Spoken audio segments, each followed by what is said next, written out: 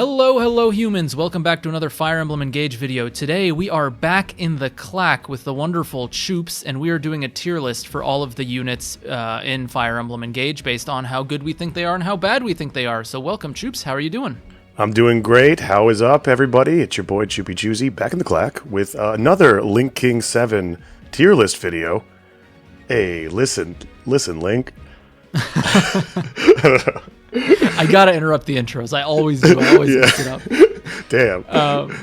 But yeah, so we're gonna try and do a tier list between the two of us because having more than one opinion is usually a little bit humbling to hear that someone else calls you an idiot for putting a unit in S tier or an F tier. I know the comment section does it all the time. So True. Yeah, feel free to do that in the comment section too. We really don't mind. Yeah, we like it. In fact, I'm a big fan of Pain, and I'm a big what's his name, Gris fan. So.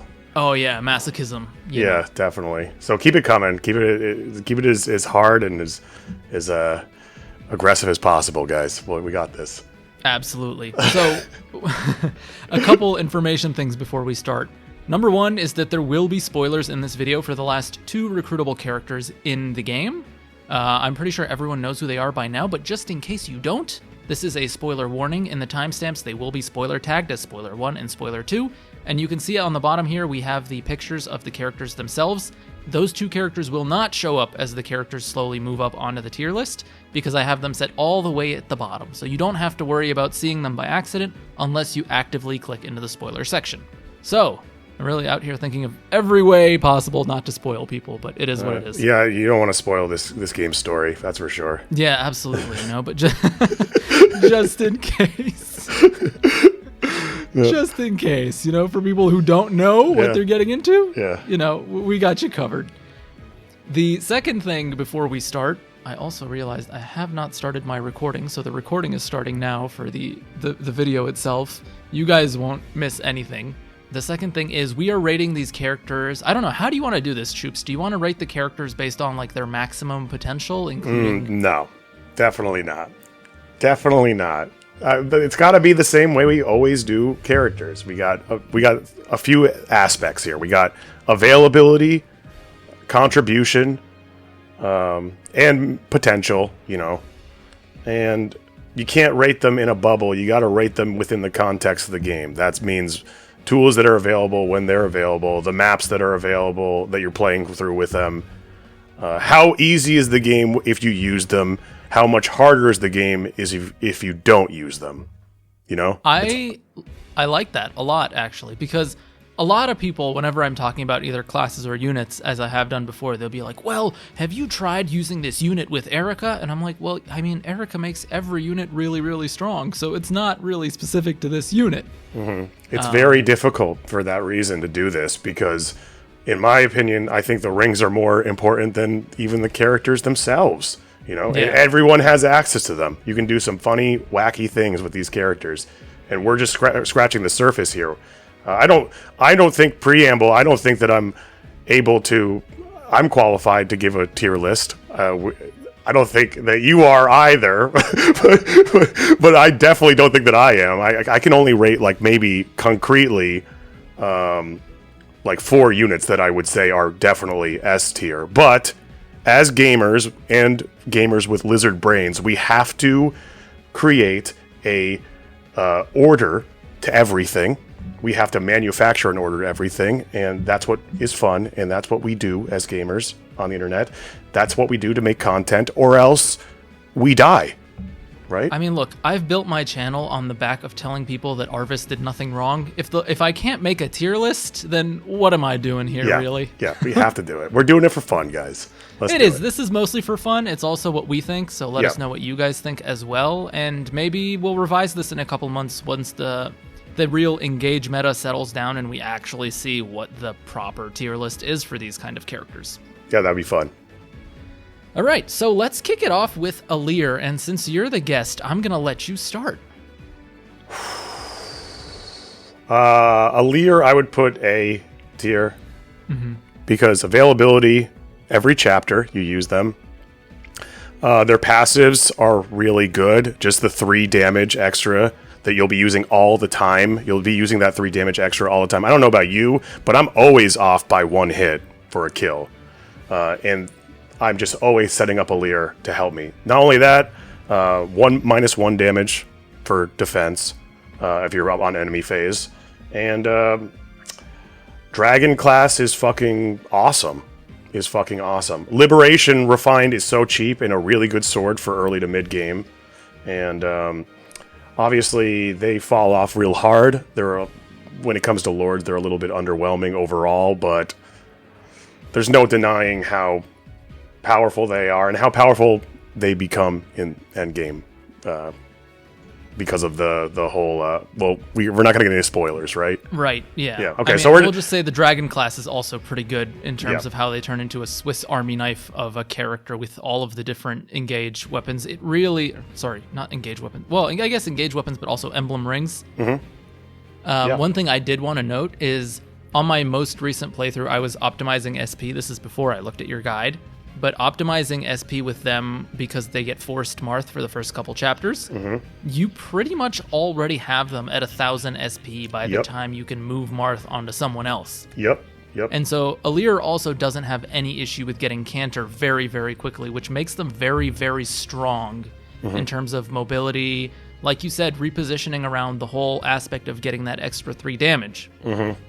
Because if you're hitting an enemy, you're cantering out one space to bring someone else in to whack a boss or an enemy or whatever, then that just makes Aleer that much more capable, not just as an offensive unit, but also as a support unit. Yeah. And I feel like their bases are nothing special because they start out at level 1, and their growths are actually pretty decent across the board, especially their speed stat.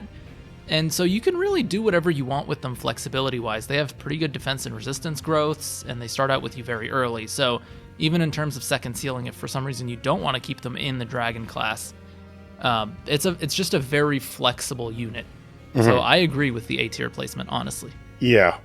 Swords are a little bit underwhelming in this game overall, but they're not sword locked, but when you're going into Dragon, which you're probably going to want to do for all of the skills, emblem ring sync skills you get with them, they're a Swiss Army knife. I feel like the swords are definitely holding them back for sure. I don't think swords are very good in this game, comparatively to like lances and magic and axes as well.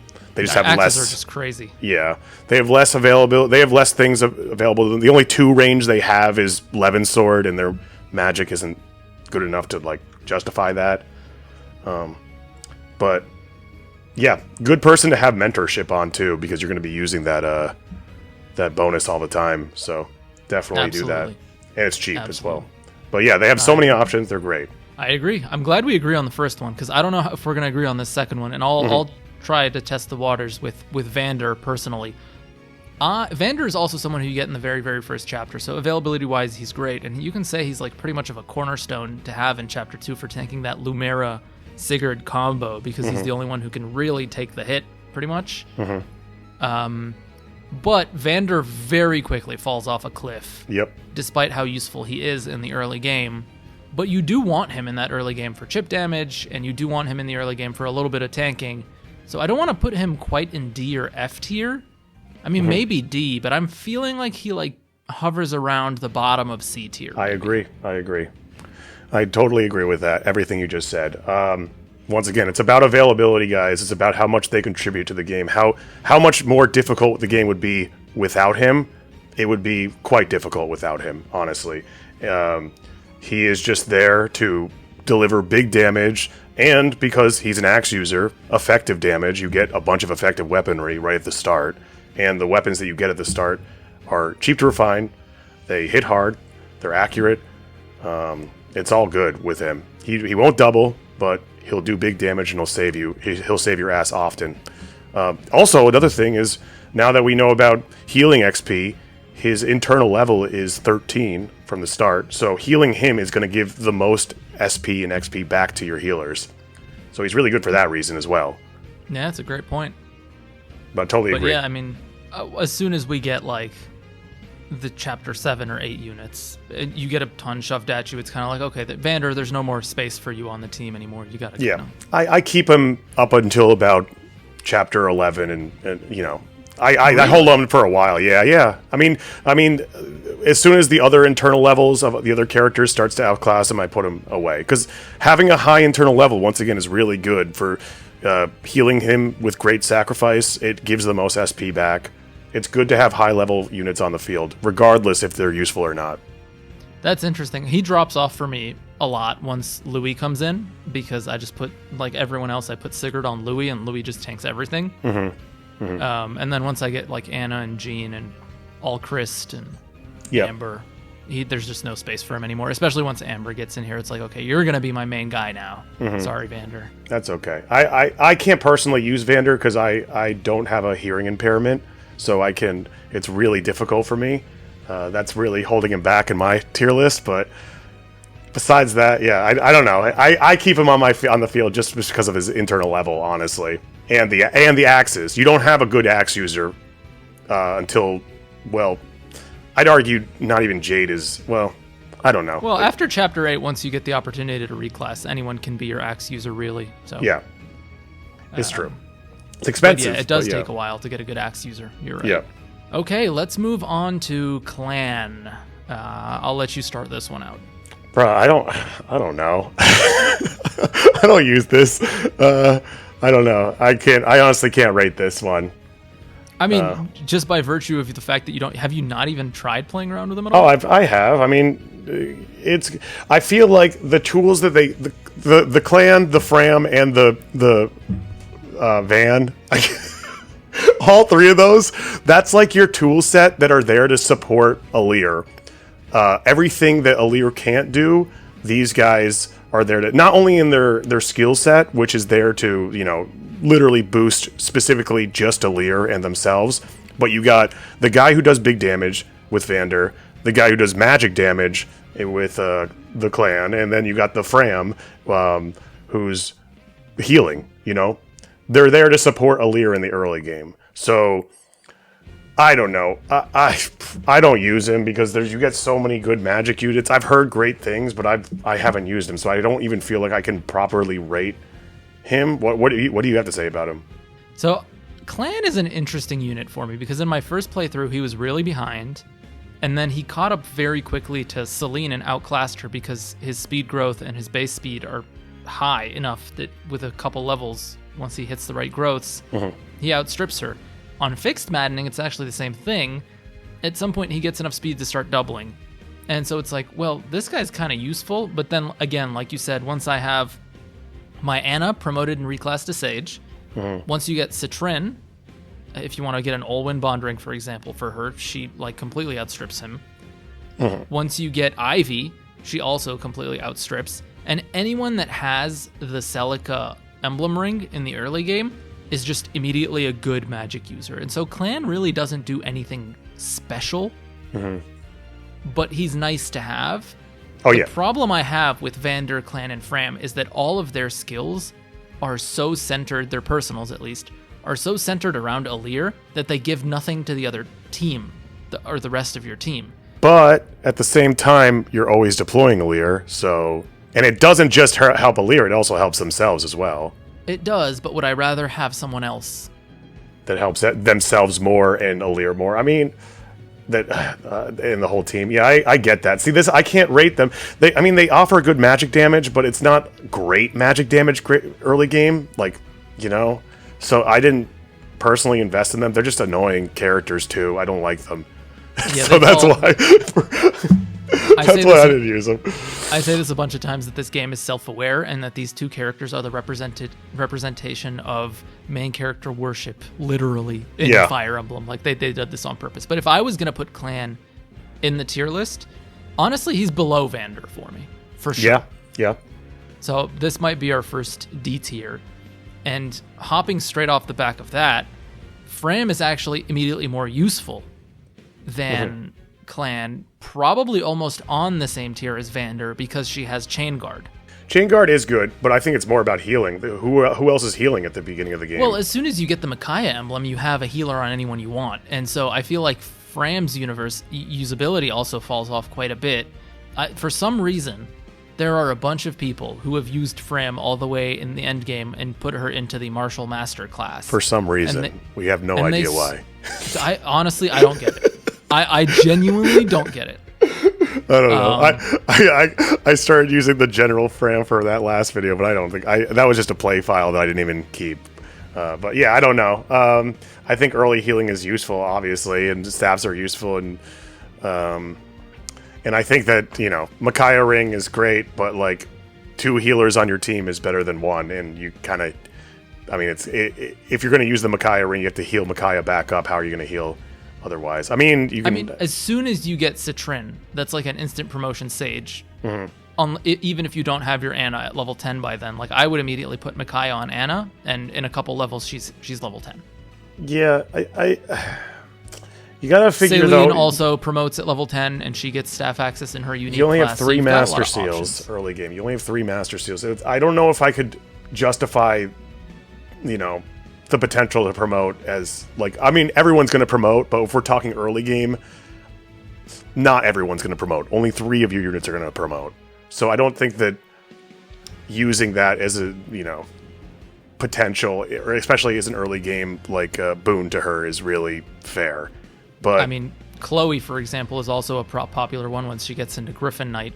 That's also staff access. So you have a lot of options. And like, are you promoting Alfred, Boucheron, Etier, and Fram all over Celine or Chloe or Yunaka or Anna? You know, like, odds are you're not. If you are like sticking with all the Fernay characters, then sure, I can see an argument being made for Fram. But in a vacuum, by the time Fram gets to level 10, odds are you have one of these characters also level 10 by now who is ready to promote, who will give you better utility down especially the line. Chloe. Yeah, especially Chloe. That's, exactly. I don't know who wouldn't. I mean, whatever. We're gonna we'll get to that. I don't know who would. Anyways, yeah, I agree. Well, I'm surprised you put Clan below Vander, but I'll go with it. I'll concede to you, because once again, I don't feel like I can give insight on a character that I've, you know, used when they were force deployed, used when I needed to fill out my barracks, contributed in a meaningful way during those times. Same with Fram, but then just put on the bench as soon as better things came along. So I don't know. It's because you have them for the first 2 chapters, and then immediately you have Alfred, Boucheron, Etier, and then right after that you've got Celine, Louis, and Chloe. You've got 6 characters in the span of 2 chapters that all immediately, I feel like Clan contributes the least out of all of these. She heals.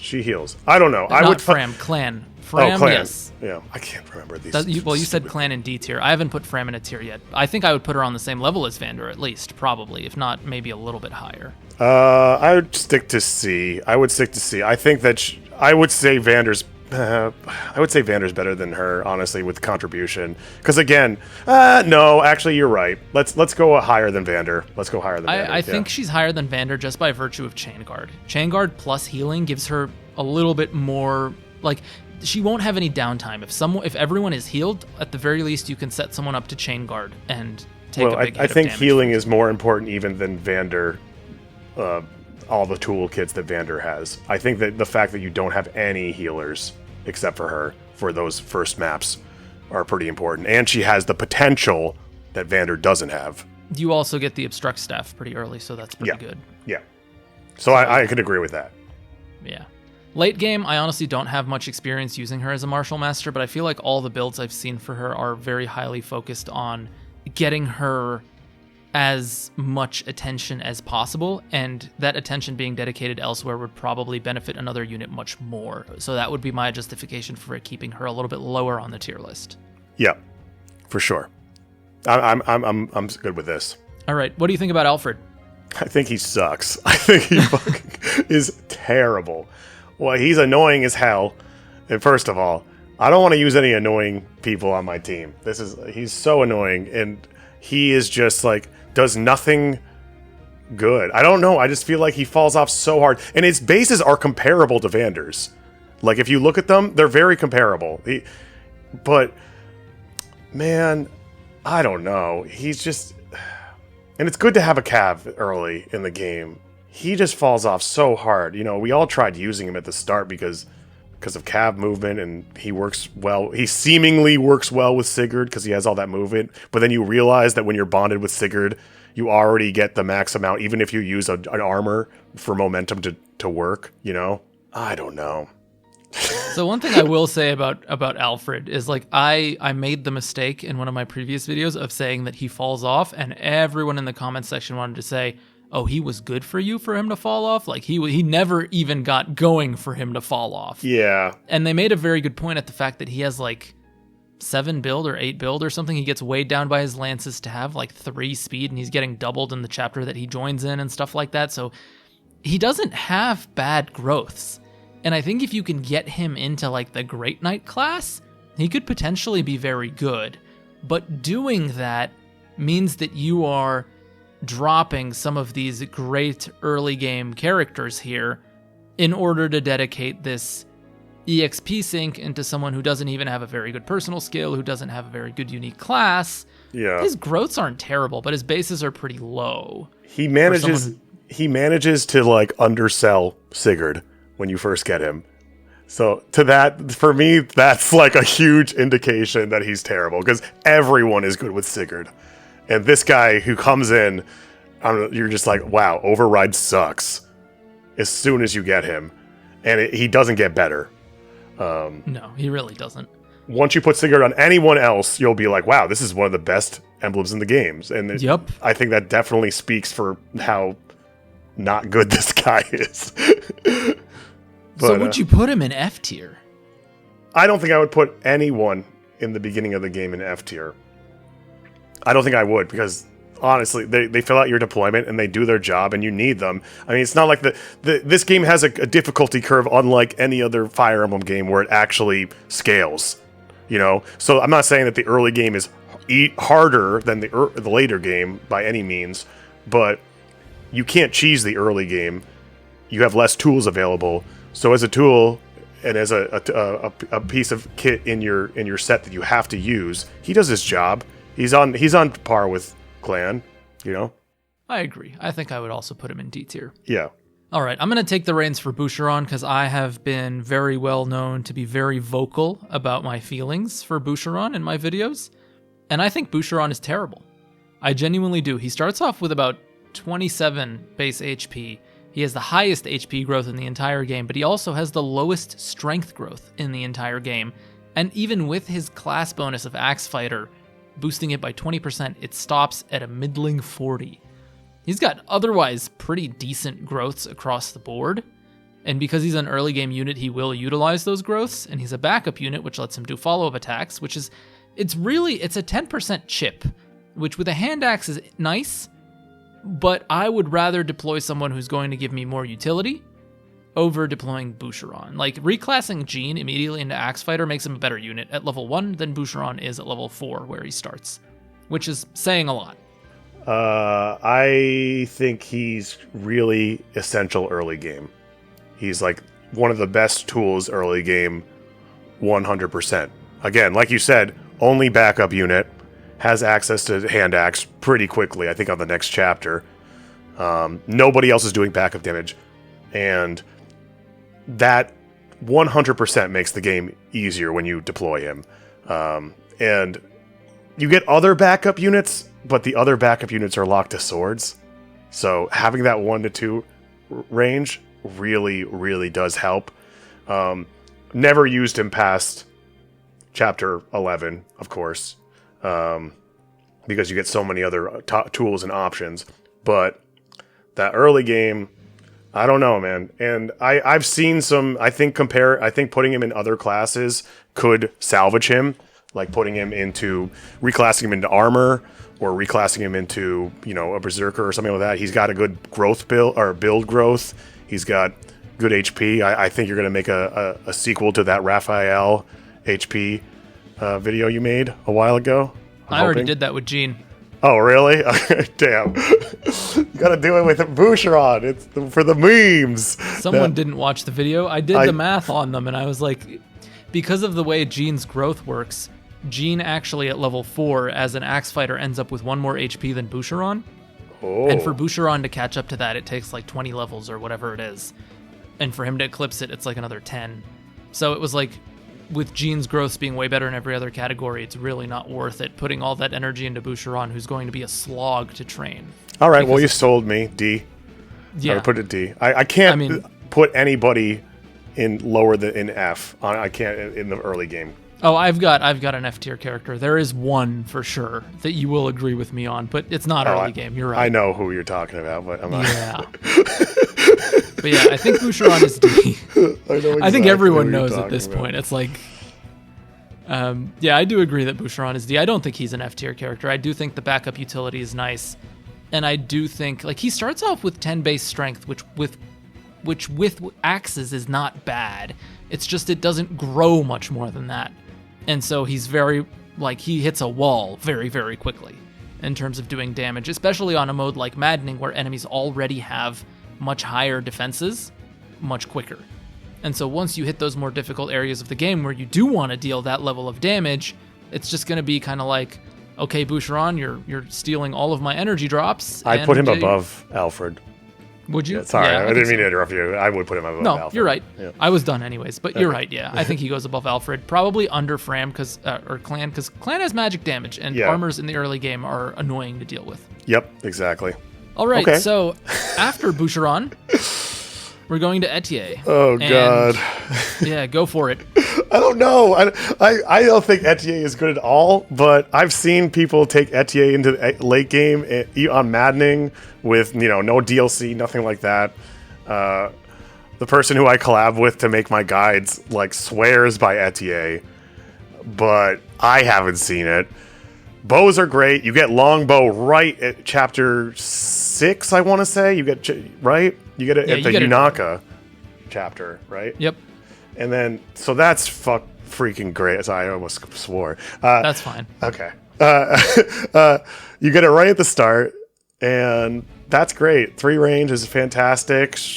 She has a lot of covert class in general is really, really good. The bonuses you get with the rings are always unique and pretty powerful stuff. So, I'm going to go D again because early game. Crazy. Early game, why? What do you have to say? Crazy. The flyers in this game are a real problem, and Etier's got a pretty high base strength as well as the strength growth to back up one-shots for flyers. I know Alchrist joins, and Alchrist in general is the better archer, and he does consistently have the strength throughout the game to one-shot flyers. But I think having Etier with Alchrist early on to defend against all that flyer pressure is really, really good. Now, do I think it's top tier, like A or S tier? Absolutely not. But in the chapter she joins in, you're immediately mobbed by flyers. She is immediately great for one-shotting 2 or 3 of those throughout the course of that chapter. Hey, you sold me. You sold me right there. So I think she's definitely she might even be better than Vander and Fram, honestly. Now, does she get to B tier? I think maybe this might be the one that sneaks in here for now. She might go down towards the bottom of B tier, and we can revisit this tier list at the end to remodify things. But Etier's pretty solid. You really don't need the speed if all you're doing with her is one-shotting flyers. Yep. And her strength growth is one of the higher ones in the game. She reclasses into warrior, which is great because of her bow proficiency. And she just keeps going from there. So I actually think she's pretty underrated in Engage, honestly. Your perspective, your insight, and my other friend's insight, and I don't use her, so I'll adhere to that. The next one you really do use, so you're gonna have to give us insight on a unit that I otherwise don't like very much. So take it away. Well, Etier, I just want to say that's how I really appreciate that we can give each other different perspectives on the same unit, and it changes. Just one little point can change the entire argument, and I really like how that can that works out like that. Anyways, so Saline, I'm not sure, man. I'm not sure because I use a lot of favoritism with Saline. I admit that I really like hybrid units a lot. I really like that she's so unique in this game.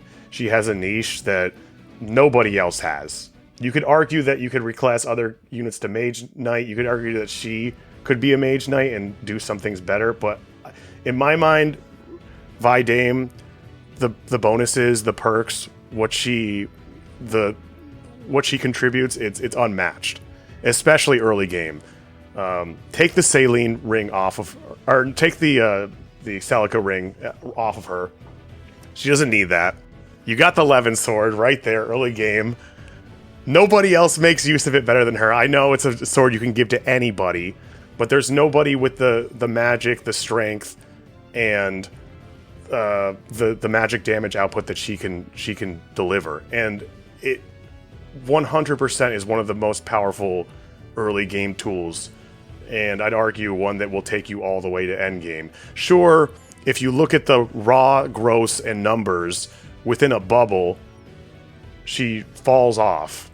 But her utility goes so far beyond that.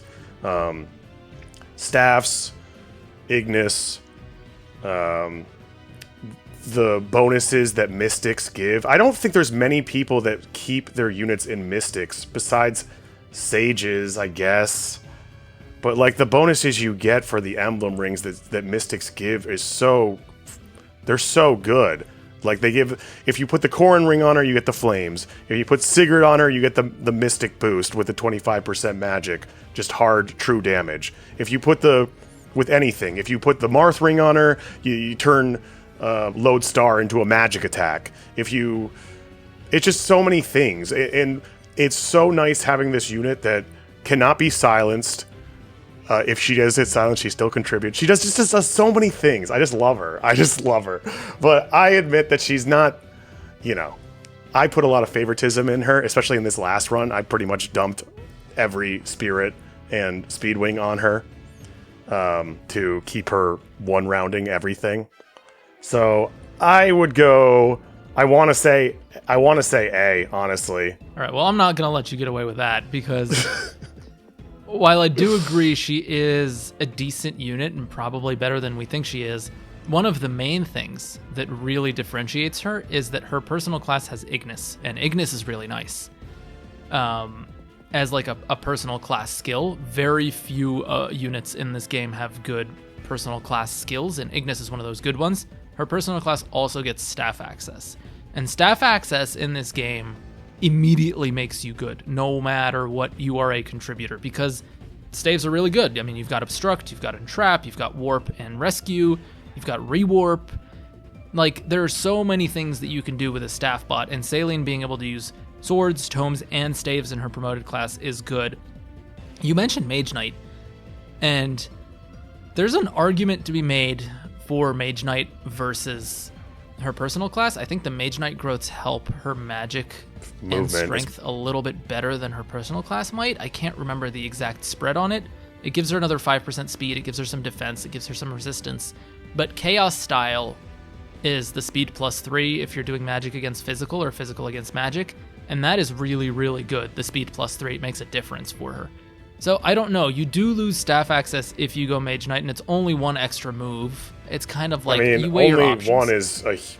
One is big. The difference between 5 and 6 is big, I think. I don't think it really is. I feel like this game is much less focused on move.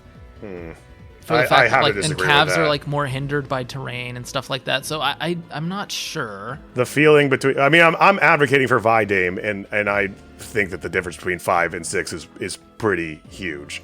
But again, most of the time I'm using her with Sigurd. Because she also has a balanced strength stat, so she can actually make use of Rider's Bane as well with effective damage and get that magic boost. She has more strength growth than she does magic. I think it's like 35 and 30. Yeah. So. But let's remove the gross from this conversation, because at the end of the day, the gross are pretty good all around, especially with the modifiers. That's true. It's really about how she functions within this game. She hits so hard at the start, and you have the options of tomes or swords, magic swords. She makes the best use of magic swords, and the Levin sword is one of the best weapons in the whole goddamn game. Just with what you can do with it. You can break with it. It targets res, 1-2 range. You can, even if you're silenced, you can still use it. It's just so good. I really just think that, and again, staffs are great. Having a mage that can also use the swords with the staffs are great. I tried putting her in Mage Knight. I didn't have good luck with it, so I went back to Vidame. I tried putting her in Griffin Knight. I didn't have good luck with it, so I put her back into Vidame. It wasn't it's what is as powerful for me is the Vidame class. I think Ignis is also just really, really strong as well. When it procs, it's just kind of like, okay, I'm going to hit delete here. I mean, Ignis is nice. Ignis is nice. I'm not going to deny Ignis. And it also works with the skills. Like, it will work with the emblems attacks, which is fantastic. But on my tier list of things why Saline is A tier, that would be probably the least. You're going to put her in B? I would say she's A. I would probably put her in upper B, honestly. If it were up to me, like, if there was a tier between B and A, maybe. But I think just looking at the rest of this roster, there are a lot of other units who are more deserving of the A tier. I would put her even above Aleer, but yeah, I'll go with that. Let's revisit. Okay. Let's revisit this at the end. For now, I think I would probably keep her here, just realistically, based on the stuff we've said. Aleer is force deployed on every map. Yeah. But you get her on chapter, what, 3 or 4? Yeah, you get her pretty early. Yep. Next is Louis, and I'll take the reins with this one because I'm going to take a hit for this one. Louis is not an S tier unit. And before everyone jumps at me and says you're crazy or whatever, Louis on normal mode, probably S tier. Louis on hard mode, most likely S tier. Louis on maddening mode, let me tell, I used him in my most recent run, and up until chapter 9, amazing unit, especially with the Sigurd ring. Louis just makes things so much easier. But once he hits a certain defense level, nobody attacks Louis anymore, and so he's a very slow unit that doesn't double anything, and that doesn't one-shot anything. And so even with Sigurd, that distance that you send him out on, he's not enemy phasing anything. The most he'll do is get enemies to trigger and walk past him, which I guess is acceptable if you really want it, and he'll be able to tank bosses. But aside from that, Louis for me falls off so much in the mid-game and doesn't come back into relevancy until the end game when the enemies get so much stronger that they do start chipping him again. And so that little period in the middle, or it's not a little period, it's like 6 or 7 chapters, probably until chapter 16 or 17 or something like that. He is borderline unusable to the point where I would rather have another player phase unit or maybe a dodge tank take Louis' spot. And so that, to me, brings him down from S to an A. You were gonna put it in A? I thought you were gonna put it in like C or something. I agree that he's not. I'm using him right now, and he's easily one of my best units. But my anecdotal experience is colored because, I realized that his role could be fulfilled by so many other units, especially mid game. I very much agree with what you're saying with the mid game. He reaches a point where he's just too slow, doesn't do enough damage, but then by end game, because his strength keeps on leveling, because he gets this HP, because he gets all these tools that, let you kind of bypass speed in general, he starts becoming incredibly good.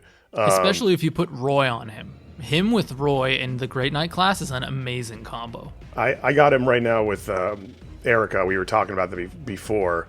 In Halberdier now, reclassing. He doesn't, for the pincer attack, so with a Brave Lance, I mean, that's a lot of items that are going on him, but he's doing, without crits, he's doing 100 plus damage. He has like 40 with a Brave Lance. It's crazy. But I concede that probably there's a lot of units that could do the same thing, and he's slow, but I would say he's B tier, and I would definitely put him below Saline. Like, this is I would 100% put him below Saline. I would say he's B tier, but for me, he's my best unit, but that's my anecdotal experience, and I can, he's got a good perf, man, and generals are, and he's your only armor in the beginning of the game, which is really good at the beginning of the game, not just for the break. I don't even think break is that big of a deal, honestly. Like, what happens when you get broken? You can't attack back? Oh my god, that sucks. Like, what? I'd rather survive. Like, who cares about? It's nice in the early game when you don't have the mobility and the flexibility to make sure that your units are dodging the break mechanic, because sometimes you do want to attack back. I mean, you always want to attack back. Like, that's why we use hand axes and shit like that. But is it really that bad to get broken? I don't think so. If your unit's not dying, it's really not that big of a deal. Especially, it becomes less of a consideration in the last 2/3 of the game. I would say it kind of doesn't become a consideration. You can't even break bosses on Maddening. So what the hell? Like, yeah. No, I mean, it's more for break immunity for yourself than breaking other units. But I agree with you. I think that the break mechanic, like at least in the second half of the game, just becomes a little bit less relevant. Because you're a better player by then. You're learning how to play around it, so you're not really getting broken. You are making use of the break, and against bosses it doesn't matter on Maddening, but... There's a lot of slow physical units that can be reclassed in the same things that he can, you know? Yeah, but for the early game contribution, again, until you get those slower physical units like a Diamant or an Amber, or then you get Jade, stuff like that, Louis is indispensable in the early game. Like, easily a big crutch for choke pointing when you... Like, for me, Louis shines in Chapter 5. That choke point on the left-hand side, debate like the entire enemy army if you want down that choke point and just stall with him in Chapter 5, which is not an easy chapter. It's like the first main difficulty spike for me, at least. And he tanks the boss as well. Like, he can take an entire round off from the boss.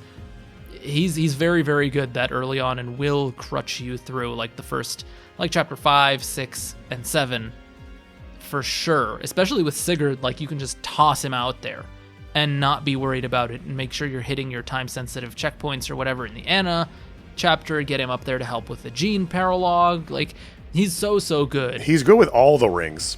I would say he's good with Celica as well, because it's really nice to warp Ragnarok to an avoid tile or somewhere. That's funny. That's what I was doing, and it was really, really good.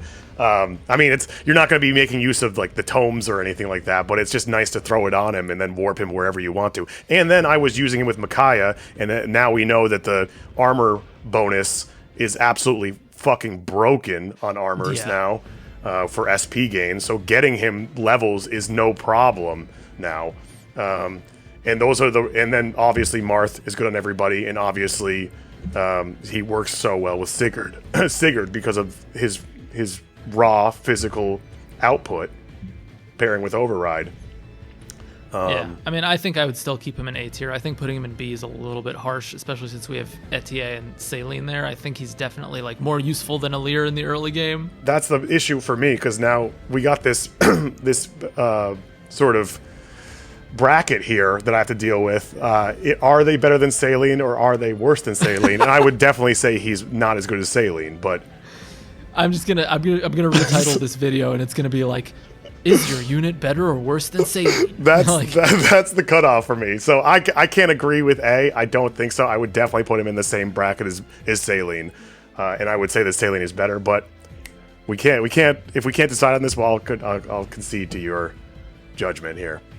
Let's see how things go after the second half of the video. I feel like our tier list might be shaken up once we get into like the latter bunch of units that we get, because a lot of them are really, really good.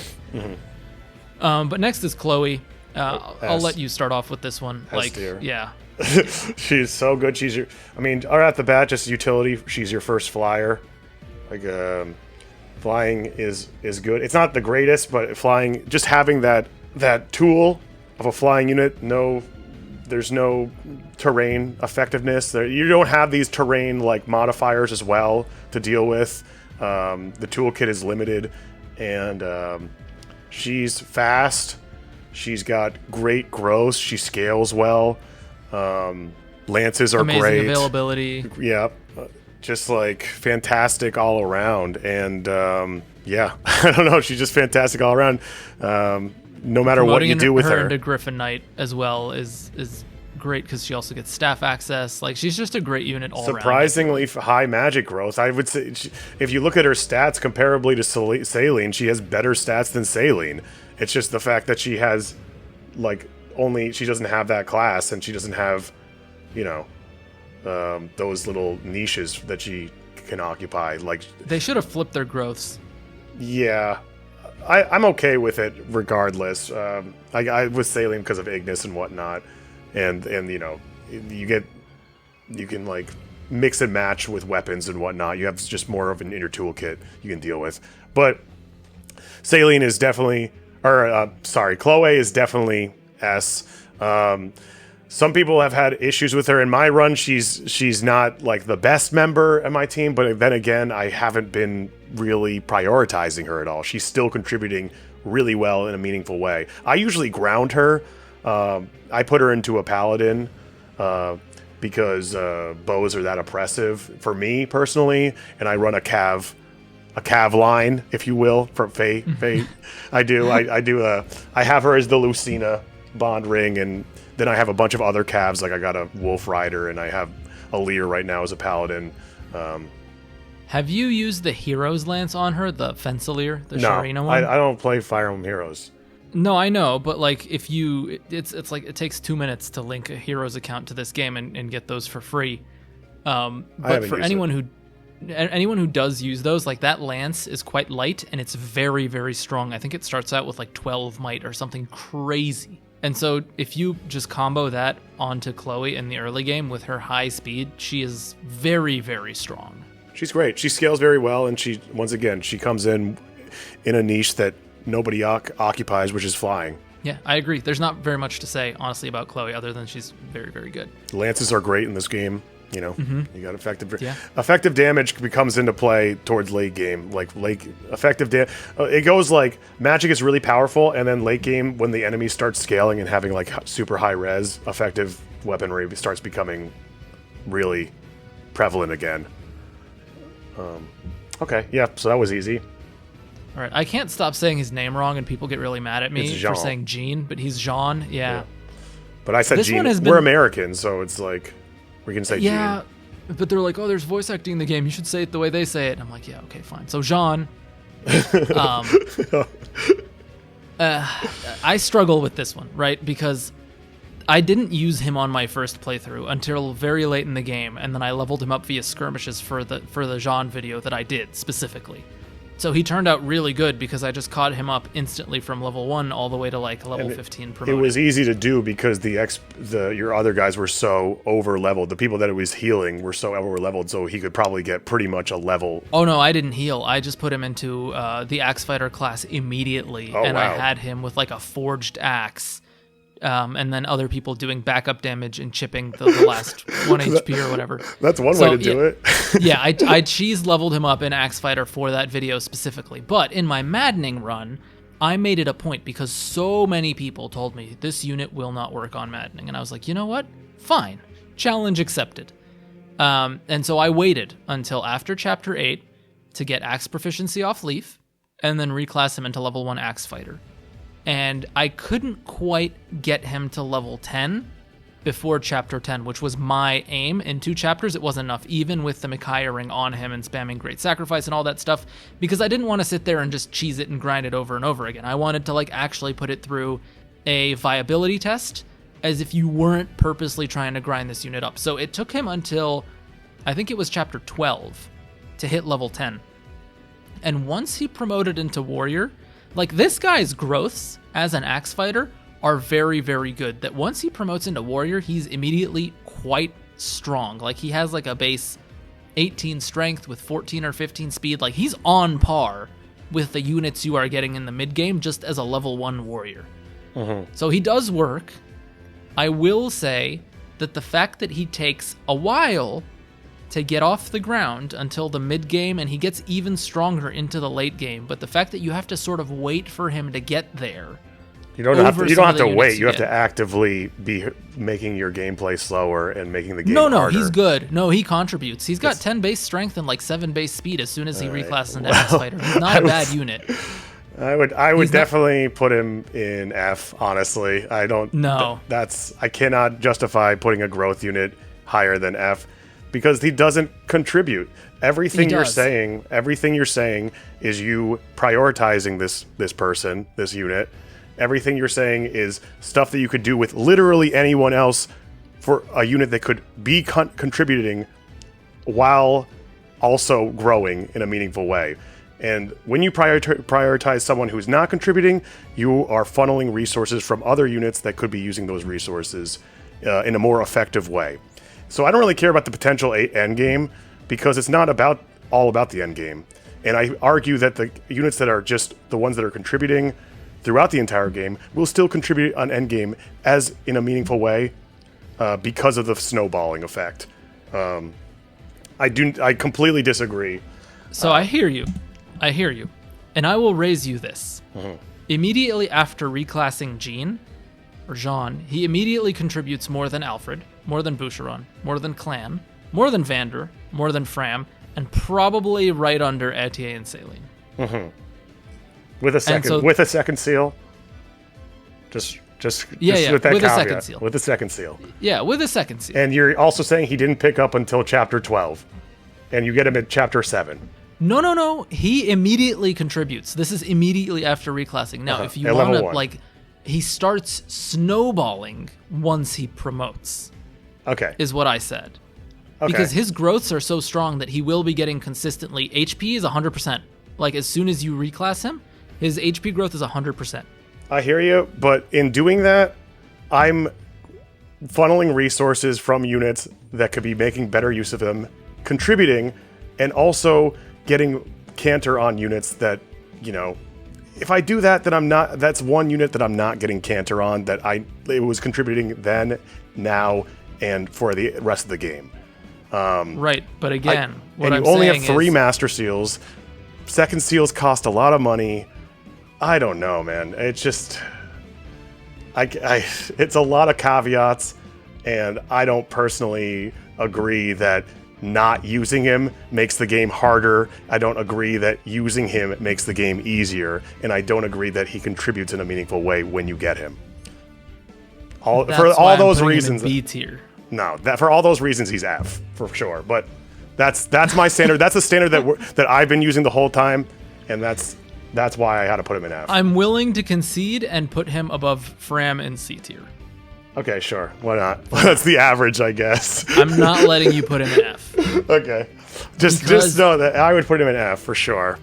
This guy becomes so insanely powerful right after the mid game that his contribution for the entire second half of the game is insane for just 3 or 4 chapters of middling contribution. It's not even bad. It's like average. I'm telling you, he's better than these 5. He will instantly be better than Boucheron in his contribution. He'll be a backup unit immediately once you reclass him, and he'll have more strength. But you can reclass anyone into a backup unit, just putting that out there. You can literally do it for anybody, and they'll contribute. So, okay. But not everyone is going to have the growth boost that Jean has. Yeah, but other people will have the ability to, actually grow with the game and contribute in a meaningful way when you get them, and not be able funneling resources away from them for the potential. This is maybe. Is it I didn't see it as much of a resource loss, to be honest.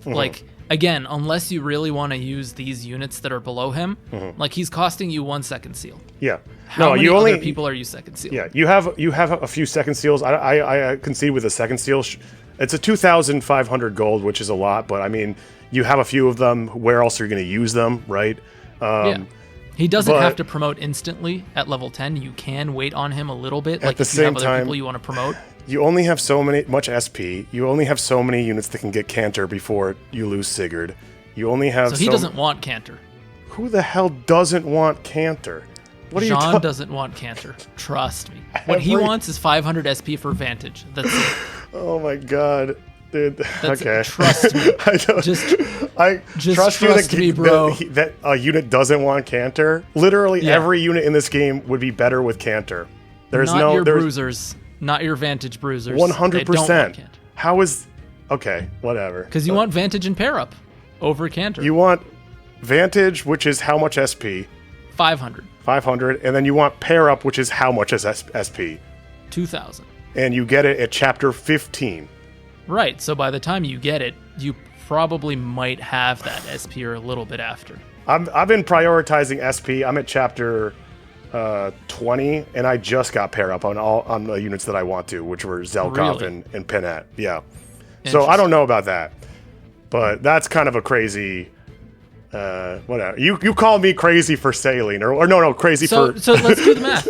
Let's do the math, right? Yeah, so okay. he starts out with 300 at level 1. Again, right? this isn't just about like these characters in a bubble. We can do the math and weigh the gross and whatnot. But at the end of the day, you're taking resources away from units that are already pulling their weight and will continue to pull their weight forever. And he is going to be one of your best units forever, right after the mid game. Like, but you have to feed him kills. You have to prioritize him for that. But what to I'm happen. saying is he's not a bad unit even before the mid game. Like, his strength is good. He will have axe access, which are good weapons. You don't get the killer axe too late. You can put it on him. Like, the rest of the units here. Like, if you look all the way up until chapter 12, like, realistically, who else are you putting in axes? Vander? Are you keeping, like, who else? I don't know. Anyone you want. Literally anyone you want. You can put Lapis in axes. You can put Diamant in axes. They come in. Yeah, Diamant is the only one I can agree on. Like, he's pretty good if you were going to immediately second seal him, but why would you take him away from his successor class? Because it's not that good. I don't think Successor is very good. I don't think Diamant in general is very good, but we'll get to Diamant's that. better as an armor, honestly. I don't understand why his class wasn't an armored class. I feel like Diamant sucks, but yeah. Anyways, let's move we're on not going to from agree G. on this. We're not going to agree top on of this. Link says, very good unit. I say one of the worst in the game. Better than Anna, but one of the worst in the game. Oh, come on. You are not going there. Yeah, We're going to have another fight there. right after 100%. We're going there. Definitely better than Anna, but still bad. No. Okay, let's be friends for this next one. Let's talk about Yunaka and why Yunaka, she's S tier. Yeah, I would say Yunaka is definitely S tier as well. Yeah. 100%. Easily. Yep. And it's not because, everyone's going to say, well, when you get Zelkov, I agree. Zelkov outclasses her entirely. Like, I don't care. Like, Zelkov is 100%. You were going to be replacing Yunaka with Zelkov, unless you really like Yunaka. I fed Yunaka so many kills, and it wasn't because I was prioritizing her. It's just because she was that good, and she was contributing that much. On chapter 10, she took the entire left flank by herself. Yeah, if you just put her in like a void terrain, no one hits her. I didn't even need to do that. I want units to hit her. I want her to bait. You have the option to either have the units avoid her if she's in terrain and just block, or with, Dawn Refines, who else are you going to give that to? She can stay off of terrain, go anywhere, and have reliable sustainability. I put her with the Roy Ring. I love the Roy Ring on Thieves. It works so well with them. It boosts their strength up and gives them holdout, makes their sustainability even better. All these, and it also gives you another, use of the flames, which is freaking great. She's great, and her contribution when she joins is unparalleled. Thieves are so good in this game, and she's a great unit. But she does get outclassed by Zelkov. Yeah, her strength 100%. falls off a little bit, but like, her speed will always be better than Zelkov's. Like, for me at least. The problem with her versus Zelkov is that by the time you get Zelkov, Yunaka's like 6 levels lower than he is. I don't care I do not care about the levels whatsoever. Well, it's because the bases end up being so much higher. That's why, like, if you level her up to 17, she outpaces him in resistance, in speed, and in skill, and her strength still lags behind by a few points. Which, an argument can be made that daggers forged get so strong anyways that the strength difference doesn't really matter. But I think it's the bases that are immediate, like, okay, Zelkov is better and his personal is a little bit better. Yeah. Zelkov is better, his personal's better, he has more.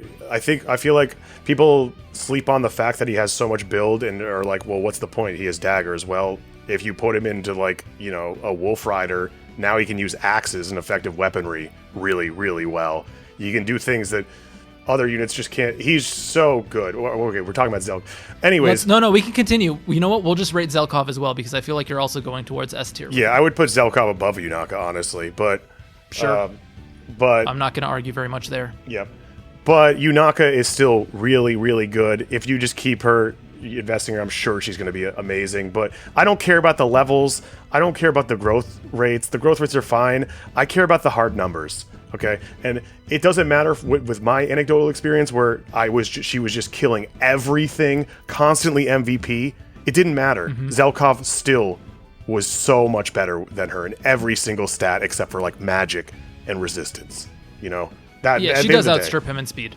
In speed, Mathematically, she does. Yeah. Okay, but I think that it's not by much, by the way. It's like she's a little bit faster and he's a little bit stronger, and that's it. So it's really down to preference on what you value. Do you value the strength more? Do you value the speed more? And do you value the level boost quickly with the bases more on Zelkov enough to drop Yunaka? You can use both of them, honestly. Yeah. That's for sure. fine too. For sure. They're both fantastic units. I agree. Mm-hmm. Okay. All right, let's have another fight about Anna. Oh man. This is easily the worst unit in the game. You all are on smoking crack. Y'all are smoking fucking crack. If you keep her as an axe unit, yes. Here we go. But the fact that she starts out at level 5 means she only needs to level up 5 levels in order to promote and then reclass. Now, again, I'm using her on my Maddening run in order to test this as a fresh. So am I. Listen to me. You might be a little bit more pleased about this analysis than you were about the Jean one. Just hear me out, right? Okay, sorry. I don't think she's as useful as my initial theory crafting came out to be, because now, imagine, right now for me, she's at a level, I think 12 or 13 Sage. She's still one of my best units just by virtue of being very powerful in the magic department. She's got like 22 magic and something like 22 speed. So she doubles reliably. She kills things quite reliably. The thing that I'm finding underwhelming about her is her personal is not proccing as much as I figured it would be, because 1, I don't have the SP to get her luck boosted very high, and 2, I only just got the Byleth ring, so I couldn't put her bond level at max to jack up that luck even more. 3, I'm not even going to put the Byleth ring on her because it's better on someone else. And 4, I'm also not putting the Erica ring on her because it's also better on someone else. And so my view on Anna is that she is a very strong individual mage, probably the strongest mage in the game, hands down. And she doesn't really take that much effort. Like, as soon as I got her, I put Makai on her, and she easily leveled to 10. Easily. Yeah. Like, nobody else could do that. Everyone else can do that. Everyone else can do that. Everyone else can do that. And by doing that, you're taking away resources from units that are already contributing, that can already do those things, have access to all the things. The money-making thing is so absurdly overblown. That's what I'm saying. I agree. It should not be a factor in her viability. I have her right now at 40 luck. I mean, once again, and it's about half the time. That's great, but the amount of effort it took to get there is ridiculous, my dude. It is absurd. And I'll tell you how my whole plot that I did. I didn't waste a Master Seal or a second seal on her, because that's stupid. I wouldn't do that. I just wouldn't do that. You kept her in Warrior? I kept her. I just didn't use her until Chapter 10. Oh. Until I had everyone with Cantor that I knew I'd be using, that I knew would be contributing, and I kept her at Chapter 10 because I knew that keeping her at a lower level, she'll gain levels faster if she's just healing, And then she was able to get to level 10 by Chapter 11. It only took two chapters. I got as many heals on her as I started prioritizing her in Chapter 10, got her through. Then Chapter 11, she got a few chain attacks, and I fed some kills to her. It wasn't easy. She fucking sucks. When you get her, the chapter you get her deployed, she cannot hit anything. She doesn't get above 60% chance to hit, and she dies to everything. And that will not be changing. She does not contribute at all in that class. You have to reclass her. You have to put her in all these rings on her. You have to have a constant IV of resources drip fed to her. And all you're going to get at the end of the day, I'm sorry, is an okay unit. She's the worst unit on my team. She's doing okay. I have her in Warrior with the Radiant Bow. And she kills, she one-shots flyers. But she never doubles.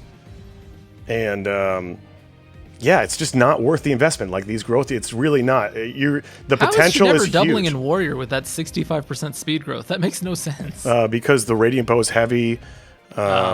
I also disagree with Byleth. I think Byleth is actually incredibly good for her. It works so well, and that is a boon. It works. It's like perfect for her, honestly. Because you get Bloop Game, you get the magic boost, you get the luck. The luck can stack twice, so you get the. But again, I don't think that a random proc to get 500 gold is and something that you can rely on, quote unquote, until very end game is enough to like. I agree, and then you don't need the money at that point, anyways. Like, I mean, the money's always good, but there's other ways to save money, like using Hortensia, or not going overboard with your donations. There's other ways to make money. Turn online features on. Use DLC. I don't know. Yeah. There's like so many other ways to make money.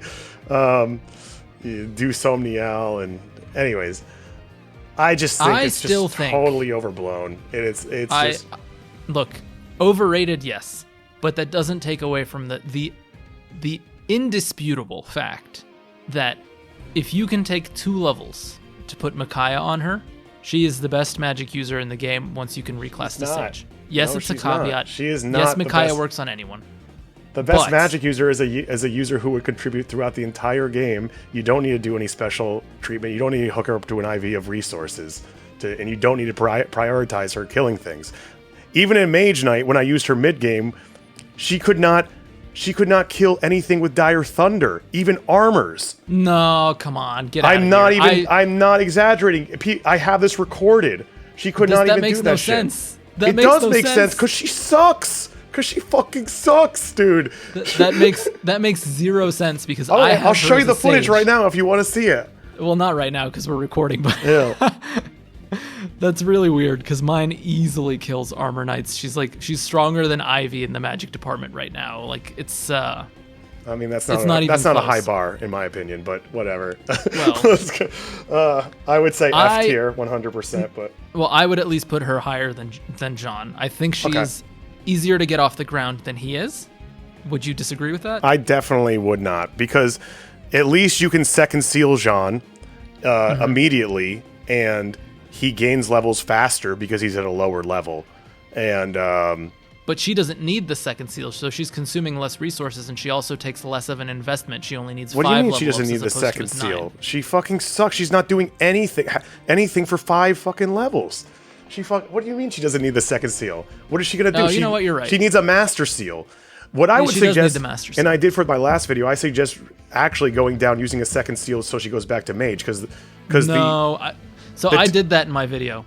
I did that in my video, and I instantly regretted saying that because of the way internal level works. The difference in stats between those mage and sage, is it really that much? No, it's not. Like, that's what I'm saying, is like, if you go Axe Fighter to Warrior and then reclass to Sage, the difference between that and going back to Mage and then progressing is like, it's not even 1. I don't think it's even a single stat. Like, maybe it's 1 stat point.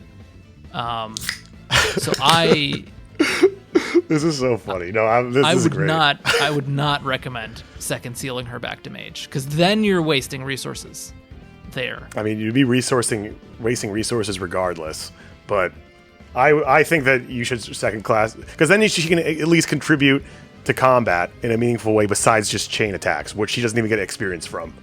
No, she doesn't, but that's why I put Micaiah on her, honestly. Like, for me, in the early game, I didn't see any other justifiable reason to put Micaiah on anyone else. Micaiah gives SP to everybody, and if you put it in armors now, you can get, for 0 setup, you get like free level ups on an armor.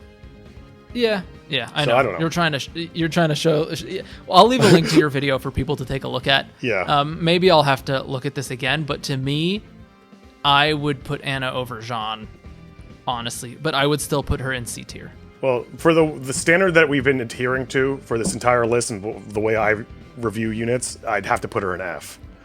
Because how easy is the game? How much easier is the game if you do use her? How much harder is the game if you don't use her? Does she contribute when she comes in? And her availability. And I'd have to say, like, she doesn't fit any of those. She doesn't fit any of those. But how many units are you saying that every other unit in the game is better than her? Are you actually saying that? No. So then, maybe. I don't know. I'm not sure. Like, again, look at these 5 units that we have in D and C, right? And she comes in pretty early. Like, she's a post-chapter 6 unit. Like, yeah, but those units do have a job, and they do it well when they're deployed. She doesn't. She is literally a liability on the field that you constantly need a baby until she gets to a point where it's acceptable, and then she skyrockets. I guess I've been told she skyrockets. It hasn't happened for me, and I prioritize the shit out of her. But I have her in skyrocket mode right now, and she's like, with Dire Thunder, any mage is great with Dire Thunder, but with Dire Thunder, she's just ridiculous. Like, she's killing everything. Isn't that cheating? It is, yeah. But So I don't have know. to try it. We have to I have to try it to see how it works, you know? So okay, go ahead. Put it above Gene. I don't think so, but I'll concede. I haven't even used Gene enough to, like, you know, I just use him as a healer until he died. I killed him, you know? He's disgusting in the late game. He's just disgusting. Like, it's not even funny. You just warp him in the middle of everything, and everything dies if you put Ike on him. Now, granted, you know, I will rate Panette eventually higher than him because she's just so much easier. Yeah, well, let's put her in S as well right now. Why not? Panette? Yeah, Panette is definitely an S tier, 100%. Well, wait, let's rank Anna. So I'm going to put her in C for now. I'm going to put her above Jean. Sure. And we can think about it. There's nothing to think about. It goes. Those two should be an F tier for sure, but it's okay. We can agree on We'll this. come back to it. Yeah, we'll come fine. back to it. I mean, okay, let's talk about Panette. Let's put Panette in S tier. Yeah, for sure. Yeah, I agree. is- Her bases are disgusting.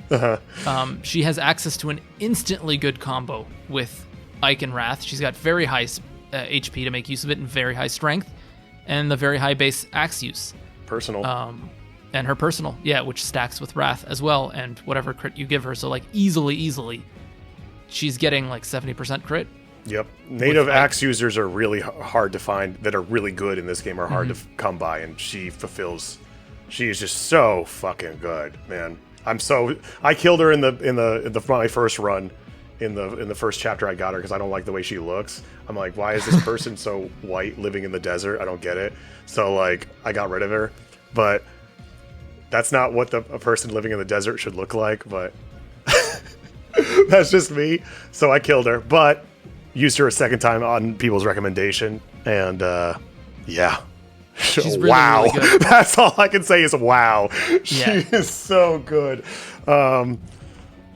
Yep. Yeah, Panette's disgusting. I've been watching Verve's LTC. I don't know if you've seen it. I'll send you a link. He just finished it. But Panette was just like, as soon as he got her, she was one of the cornerstones for the LTC. She's great. Mm-hmm. Yeah, I don't have anything bad to say about Panette other than the chapter she joins in does her really bad. Like, it makes you feel like Panette sucks in that chapter that she joins in, just because you don't have the killer axe on her. You haven't really looked at her kit. Like, she doesn't have an emblem ring on her, so you can't, like, once you tinker around with her just a little bit, she goes from this unit feels very, very bad to this unit is incredible. Yep. Totally agree. So yeah, it's an easy S tier with very minimal investment. She becomes extremely good and just stays that way for the rest of the game. I don't think anyone in the game outscales her in natural strength, even with reclassing and stuff like that. She just always is higher. Mm-hmm. This is true. So I yeah. agree with all that. Very good unit. Yeah. Okay, what do we think about Alchrist? I want to put Alchrist in S. I really like Alchrist. But I think that Alchrist... I mean... Yeah, I'll do S. We'll do S. Why not? No. I think... Really? Yeah, I would say Alchrist in S for sure. Because once again, it's the same thing with Etier. Flyers are very oppressive in this game. And you need bow users early game. He's so useful during the time that he's deployed.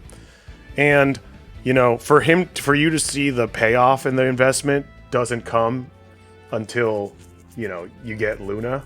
You start getting Luna. Which is a couple chapters later, because he can immediately promote if you want to do that. Yeah, for sure. It's not too long. Yeah. But I just feel like he's, you know, bow user with a lot of flyers on the map. Flyers are in literally every map. There is no map without flyers. So having bow users is great. Having a person with a unique class that uses bows is great. It's so fun. He's just fun to use. I know I shouldn't be...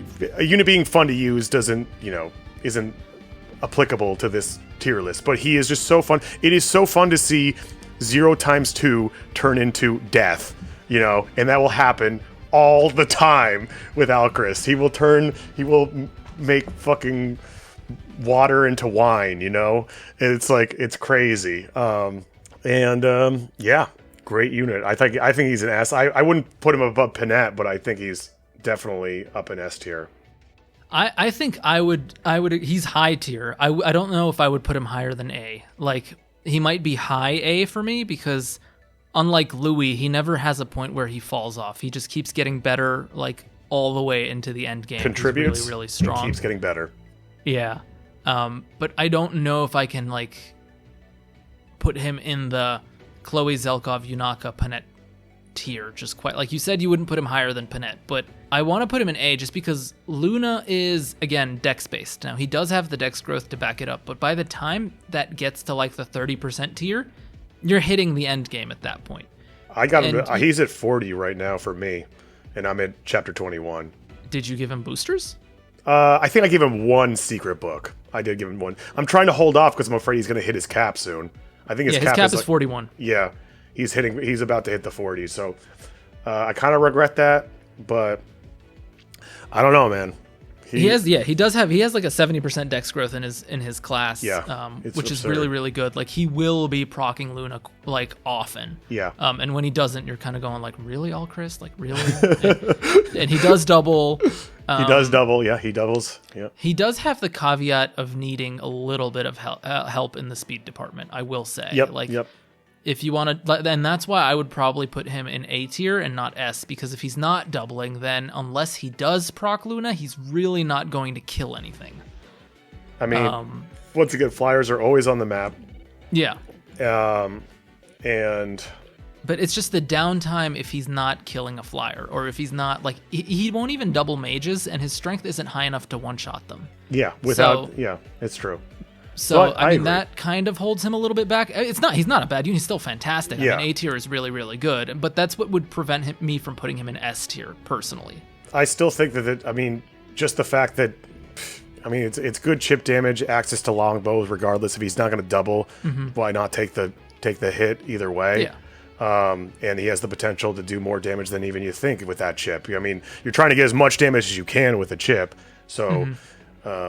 But I'll agree with this placing. I would put him in S, but I think high A is fine as well. Yeah, high A I think is a good spot for him. All right, let's talk about Lapis. I have absolutely zero experience with Lapis because I take a look at her and I'm just like, I have all these other units that I want to use, and then Amber joins the chapter after and you get Ivy and Kagetsu, and I already have a bunch of units that I already want. And Lapis is just weird. Like, she's got 25% base strength and magic growth, so she's flexible. You can do whatever you want with her. And she's got very high speed, but I'm just like, what do I do with this unit? Yeah. I don't know. Do you have any experience with Lapis? Oh, yeah. I used her all in my first run and all the way to the end tell game. us about Lapis. I mean, to me, she's kind of like, I have no idea. The word I want to say is inhibitive because, and this might sound crazy, but having below 40 HP on a frontline bruiser is just that. It's inhibitive. The amount of enemies places you can put her in, the amount of enemies that you can initiate on is just inhibitive. She doesn't output enough damage for me to justify using her. And while I really like the character and I think she's super cute and I wanted to use her and use her well, it's just so many other units will do her job better. That's it. And her perf is fucking terrible. Her perf is awful. Yeah. Oh my god, it makes her worse. I don't... Like, why would you not... You want a sword user to crit. Why are you taking it away? This is, like, ridiculous. I don't get it. For hit, she's a sword user. She should have no problem hitting things. Like, yep. It's absurd. Anyways, so I would put her D. Maybe even... I would put her F, honestly. I agree. So I'm only judging off the numbers alone. And off the numbers alone, I wouldn't know what to do with her. I would agree with you in F tier because by the time she comes in, everyone else is online. Yep. That you really have to go out of your way to make this unit like mildly usable. Mildly, like she doesn't even scale well into the late game because of her growths and her bases and whatever. Like there's just no reason. And following that, I will talk about Citrin. I tried to use Citrin, and I think the only way she works is if you have the Dire Thunder Ring. Yeah. I'm not a huge Citrin. Citrin is a fucking min-maxer's like wet dream here. Like, it's like a best magic growth and good bases, but at the end of the day, she's a fucking frail mage that a lot of people have more options and more things available to them, more personals, more. I don't know. I would put her. I still think she's really good. I would put her in C personally. I mean, she suffers from the same problem that Lapis has, albeit she is online and does contribute more than Lapis does. For sure. Just by virtue of being a mage, being mystical, being able to instantly promote into Sage, getting staff access, like all of that goes in her favor, but she will never double anything. And like I said with Panette, no one passes her in strength growth. No one passes Citrin in magic growth, even after like second sealing, re-second sealing. Like, no one will pass her in magic growth. So if you have the Dire Thunder Ring, she will probably skyrocket up to like A or S tier just because of the damage output that she can't. But you will have to like either hit the jackpot on that or saves come for it. And I don't think that is grounds in order to rate her on a tier list of having to use and abuse a very specific combination. And so I agree. I think C tier. I would be willing to put her over Anna and Jean. Okay, I have no basis for this, so I I would say C for sure. Yeah, I tried. I really did try to use her for a couple chapters, and it was like unless she has Dire Thunder, she's like not. She'll double armors, but that's it. She'll help in important chapters. She'll help in the map she's deployed in. She'll help in 9, she'll help in 10, she'll help in 11, for sure. She's going to contribute in a meaningful way during those chapters, and you're probably going to deploy her. Because magic damage is that scarce, and it's that powerful, especially at the beginning of the game. Right. And then you get Ivy soon after, who's just better. Yeah. I'm not a huge fan of Ivy, to be honest with you, but... I have learned... we'll get there. But, not a huge fan, but yeah. Yeah, I've soured a tiny bit on Ivy in my second playthrough because I knew what I was doing, but we'll get there. Diamant. We've already kind of thrown some shade at Diamant. I really do not like Diamant. I think his class kind of sucks. The fact that he's a dex cap of 22 sucks. The fact that Soul goes off dex kind of sucks. He's just average. He's like painfully average. Yeah. I think people wanted to like this guy because he's really cool looking and stoic, and he looks like he should be the main character. But I don't know. He shows up with Roy in the trailers. Yeah. Yeah. And I mean, his personal does make up for the fact he has bad dexterity, but at the same time, it only works on initiation, and you're giving hit back to the person that you're fighting. I mean, there's better ways to make up for bad hit, and that's like use a different unit with good dex. Yeah. You know? Seeing a lot of fucking stupid builds with Ike, with him that try to justify his use. I mean, the guy with Soul, you're giving Wrath to. I don't get this. Like, it doesn't make any sense. And also, Ike just goes better on Panette, like instantly. Better on anyone who doesn't like have uncontrollable healing. You know, that you can't, that like procs 20% of the time at max. I don't know. It's just confused. And people put axes on him. Like, I can't even imagine this motherfucker with axes. They use him as a backup unit, which is like, again, you were saying this earlier, anyone else can be a backup unit. Yeah. So I don't know. I would say F personally, but maybe that's a little bit too rough. I wouldn't go below D. My instinct would be to put him in D because like his bases are really, really good when he joins. Like, he's got high speed, he's got high strength, and his growths aren't bad, and he's got pretty high defense. So, like, I feel like reclassing him into some sort of armored class might not be a bad idea because it just supports his natural growth rates a little bit. But you really have to go out of your way to make Diamant good in this game. And keeping him in Successor, like, he was easily my worst unit on the team. And I actively made an effort to keep him in my team because I wanted to use him, I wanted him to get better, but he was just mediocre, just like... He oozed mediocrity. If he was sweating, his sweat particles had mediocrity inside them. Like, that's just what Diamant was. Yeah. And I guess you're right. He contributes pretty well when you get him in the force he would deploy. be on par with these four. Like, for the point you get him, he's good, but then shortly afterwards, you would probably want to use other units. Like, immediately, once you get access to this Avalanche line right here, Diamant kind of gets pushed to I think the bench. Boucheron's better than Diamant, but...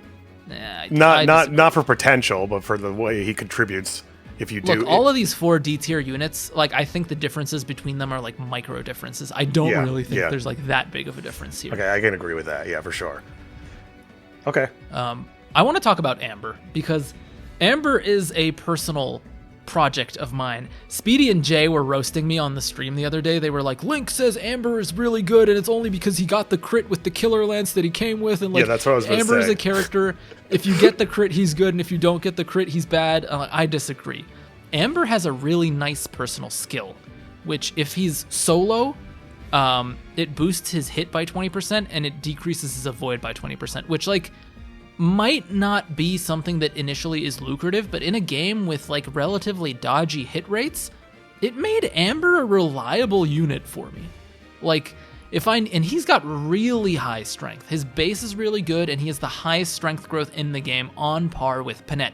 The only unit in this entire game that keeps pace with Panette strength-wise, I think they're almost identical. If you promote and reclass him into Berserker like she is, I think they will be almost even on strength power. Amber is really, really strong. My recommendation that I've been toying with on my Maddening run, before this video comes out, the Amber video will have been out, is Halberdier Amber. Because of the way pincer attack works, with his really high base strength, he will melt units completely. If you proc a pincer attack, it doesn't make use of his personal, but it'll mean that you don't lose the dodge, or the avoid, sorry. But pincer attack Amber's really, really strong. He has instant access to promotion. He's got very high bases. He comes with the Killer Lance, which, like, aside from all that, a unit that is bringing you a Killer Lance is immediately contributing to your entire team. That's all I know. That is a weapon. That is a weapon that you take off of him and you put on anyone else, even if you don't want to use Amber. Yeah. Right? Yeah. Saline comes with the Celica ring, so can we put her higher? Maybe. Maybe. You know what? If we're going to use that argument. I don't know. I've never used him, but at the same time, I don't think that my criticism is valid because the sound is optional. You can mute your TV if you want to and use them. Yeah, or use it play in a different language. Yeah, exactly. Oh yeah, that's right. Use Japanese. How's the Japanese stuff with him? It's actually decent. I've been playing a little bit on Japanese, like back and forth in Maddening, because I'm recording bits and pieces, and I don't really want to record it in Japanese. Yeah. For video purposes. I usually turn off the voices too. Now that's you can do that for the sound effects and whatnot. Yeah, I mean, I don't really want to talk voice acting, but I like the Japanese. I mean, some of the characters sound really annoying in English, but I think part of that is because we understand what they're saying, and maybe in Japanese I don't really. I don't know. But either way, I think Amber is great. I don't think he's like top tier, but I think he requires very little effort to make pretty good, to the point where I would argue for at least upper B tier if you don't want to put him in lower A tier. Like the points you were making about your Louis in Halberdier, Amber does that. Yeah, a lot of people do that. That's true. And I've never used him, so I'm going to concede this to you. That they do. That's the thing. Exactly. I'm going to concede that to you. You can put him wherever you want. I can't really contribute to this because I've never used him. I'm going to be fair, and I'm going to put him in upper A. Okay. And upper B, sorry. For now. Because I'm looking at this list, and there are so many other units here that immediately go into A or S that I'm okay keeping Amber in upper B, but the people putting him in like D and F tier, this is ludicrous. Like, you guys need to play the game again because we did not play the same game. Yeah. Yeah, do you want to talk about Jade? Because I never used her. Like, I tried using her for my she's first just the worst run. Louis to me. Yeah, she got axe focus though, which is nice. Once again, it's hard to find good axe users in your game. But by the time you get her, you have Leaf, and he can give axe access to anyone at B. So you only have Leaf for one chapter, though. I don't think that's a strong argument. I know, but that's the chapter that after, like, before she joins in. So, like, you're getting her, but before that, you have access to Leaf and the Somnial. So anyone you want to put into axe, you already just did. Kind of, right? Yeah. Like, you can change Louis into axe. But it's the thing is, I don't like discussing the class changing too much when it comes to early game because, again, your resources are really limited early game. I keep forgetting that there's resources. You're right. You're completely right. Yeah. And you only have 3 Master Seals. Signature Seals are expensive, and you have limited ones of those as well. Okay. You're right. But I don't know. She has niches that can easily other units do better than her. She comes in great bases because she's a little bit later than Louis. Everyone who comes in later than anybody else has good stats at the start. Yeah. It's just a matter of how much you want to invest in them. She comes in with 800 SP too. Right. Which is really, really good. And if you leave the paralogs for after you're recruiting her, you can get her canter really easy, really fucking easily. But I don't think that's enough to justify. I would put her in D as well. She has a magic growth, which I mean, this is just my theory, but her growths are like all like 30 to 35%, like almost across the board. To me, this feels like a unit that has a DLC class coming that is going to be mage armor. Like, honestly, I don't know. I hope they make DLC classes, man. No, great. There are DLC classes. That's confirmed already. Oh, really? Awesome. But it feels like Jade is created for one of the DLC classes in mind, which is magic and armor. I don't know if magic and armor is a thing. I really hope it is. It is a thing. You got to use Celica. Okay. No, but I mean like an armored class that has an actual magic growth, without Celica. Yeah. That's what Jade feels like to me. Like she feels like she's a mage tank. Yeah, kind of I mean, thing with her perfect that we don't have access to right now. So it's weird. I agree with you. She's probably in D tier just because like you probably get her and your Louis is doing really well because he does really well in the early game. So he's probably on par in levels. And you're probably just looking and being like, okay, Louis has higher strength, he has higher HP, and he has higher defense. Like he's more optimized for what I want him to do. Like why would I ever use Jade? Yeah, and also it's like she also kind of performs well enough without promoting that you wouldn't want to use a Master Seal on her, if that makes any sense. Yeah. But at the same time, doing that makes her fall off that much faster. Yeah. Because of movement. She never deployed for me ever. She just I used her twice. Quite a bit in my maddening. I tried to make her work and for all the way into mid game, but it's I don't know, not a little too late. Too late. No, I would say D. No? Okay. I would put her below Boucheron, honestly. That's fair. I'm gonna let you have the reins with this one, honestly. Ivy? I mean, no, with Jade. Oh, no, Jade. Ivy. I have stuff to say about Ivy. So Ivy's an interesting unit in that in my first playthrough she was an absolute monster because I was playing on hard random growths and she got super blessed with getting a bunch of build and speed early on, so she was doubling everything and she had really high bases. But now that I'm playing on maddening and her growths are fixed, she's still very powerful just by virtue of being a mage flyer and that class being locked to only 2 units in the entire game. And the fact that she has staff access at B rank and S rank tomes doesn't really matter, but she has that. But she feels like she's not as strong as I initially thought she was. She's kind of tanky, actually, which is surprising. But I'm finding it hard to have her much higher than my other units at the moment.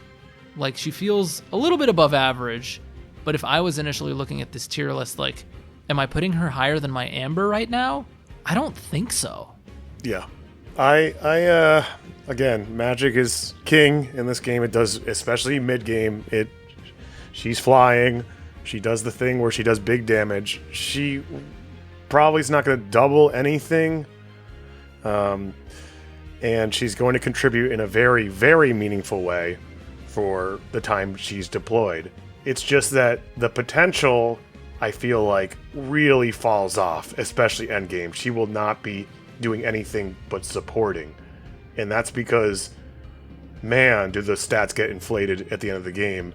Her dex is not, and the hit rate is not enough to carry. She will not be hitting things consistently. You have to put... Yeah, you need to forge those tomes for her to really, like, properly. You need to forge and engrave. Yeah, you need to forge and... Which sucks because the higher level tomes are so expensive, man. Yeah.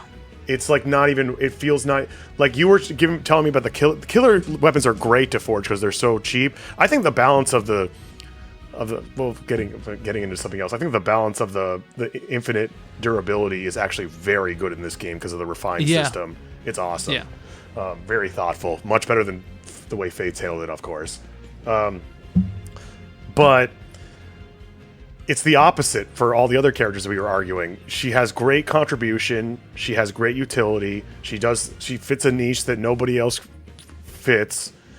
but that investment will not pay off in endgame. It just won't. The best I can say about her is that she will chip bosses for like half their health bar or more, but that's pretty much it.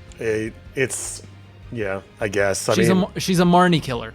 That's for sure. She's a Marnie killer, yeah. She will obliterate Marnie up until Marnie has Roy, but like she will destroy Marnie. Yeah, I mean, that's not a great threshold to judge any unit. A lot of units will destroy Marnie because she sucks. Like, the only reason Marnie is even somewhat challenging is because of holdout. That's it. Yeah. That's literally it. Like, if you're not shaving the whole HP bar off, then maybe you should use a different unit, especially if it's magic. Yeah. I would definitely put her below Saline. I know that for sure. I would put her in B, probably at the bottom of B. Yeah, I can see that. I'll take that, honestly. Like, she is great for the mid game, but then at the end of the game, she's just not doubling anything. Sometimes she's missing like kills. She's awful at games. Like, even on armors, sometimes she's not killing when she doubles them, and I'm like, really? But you can do fun things with her. I don't think that flying is that you have your options limited for really powerful emblem pair up mechanics, or like sync skills when she's in flying. Unfortunately, I think Mystics get the ridiculously good sync skills, or type bonuses, I guess you would call them type bonuses, which sucks. But yeah, she loses out on that. Yeah, but I mean, you can reclass her, but at the same time, then you miss out on Gaping Void. Is that what it's called? Grasping Void. Please no. We don't need that image in there. You know where my head is. Yeah. Oh my god. Yeah, so it's like confused a little bit. People are going to disagree. I think she's awesome. I like her character and her I love her design. Yeah, her design is great. I love the sarcasm. Like, yeah, she's great. Great voice she's acting. Beautiful. Yep. I S ranked her. Yep. In my first run. Yep. Okay, so that's good. Yeah. So Kagetsu. Kagetsu is what? I just said A. I've never used Kagetsu, honestly, but I can already say A, dear. So Kagetsu, I was telling Mecha about this in the growths video. Kagetsu starts as a level 1 Swordmaster, and as a level 1 Swordmaster, his internal level is set at 15. But he's treated as if he was leveled up to 20 based on average growth and then promoted. So his bases are just cracked. Like, he's got 17 strength, 22 dex, and speed as a level 1 Swordmaster with a 15 internal level. So he's basically got like a 5-level head start on everyone else, and Marin has this same thing, which is why she's so good as well. Kagetsu's join time is also pretty good, although, I mean, you can debate that he doesn't really get much use in Chapter 11 when he does show up, but like, it's a pretty decent join time, and if you reclass him into Wyvern, he's instantly insane. He gets access to axes, like, I think you get Ike a couple chapters after he joins, so it doesn't even take that long to like side grade him into Wyvern. It does require a second seal, but he's already promoted, so he's not costing you a master. I think Kagetsu is really, really good. Just by virtue of his bases and growths being so good, he is an endgame viable unit. Is he on the tier of Panette? No, I wouldn't say so. Honestly? I've never. Let's once again. I haven't used him. I can admit that he, like, by the gross and bases alone. The fact is, he's. I mean, you can reclass into whatever you want, obviously, but he's a sword-focused unit. He's got that sword proficiency built into him. I don't think that swords are that great in this game. No. And the fact that Swordmasters and Berserkers don't get that like innate crit really hurts him. Like, he would be great if he had a little bit of like proper Swordmaster love. I would probably put him in A tier just based on how easy he is to use. Like, he's a plug and play unit. Like, you don't need to do anything with him, and he's great. Yep, exactly. Right off the get, I would put him below Alchrist, above. I agree. Yep. I think Alchrist is a little bit more specialized and a little bit more useful. Yep, and more available. Yep. Yeah. Now, Fagado, I'll let you take the reins on this one, because I've got some interesting things to say I just used Fagado as a filler unit, but he worked really well as a filler unit, especially for the chapters that he's, you get him at. Because, again, flyers are pretty menacing, especially on that chapter, what is it, the one where you get Tamara, his sister. Yeah, 13, I think it's good to have him there. Mounted flyer. He's got a good magic growth, so he can use the Radiant Bow pretty well, Starts off ready to promote. good stuff. Good stuff all around. I'm not sure where I would put him, but I'd say definitely a good unit. So Fogado for me needs to leave his special class immediately, because even though the magic growth is nice and it's a little bit boosted by his Cupido class, I think his personal in that class isn't great. And I don't think you can justify the movement. Oh yeah, I remember his personal not being. I can't remember what it was, but it's called Back at You, and it reflects, I think, half the damage you're going to take. He deals it back, and it's also a dex-based proc, which in his base dex isn't really that high. But for me, like if you promote him and then instantly reclass into warrior, he gains 6 base strength. It goes up all the way to 19, and he only loses 1 base speed. It goes down to 18, and he maintains the bow access. He gains axes.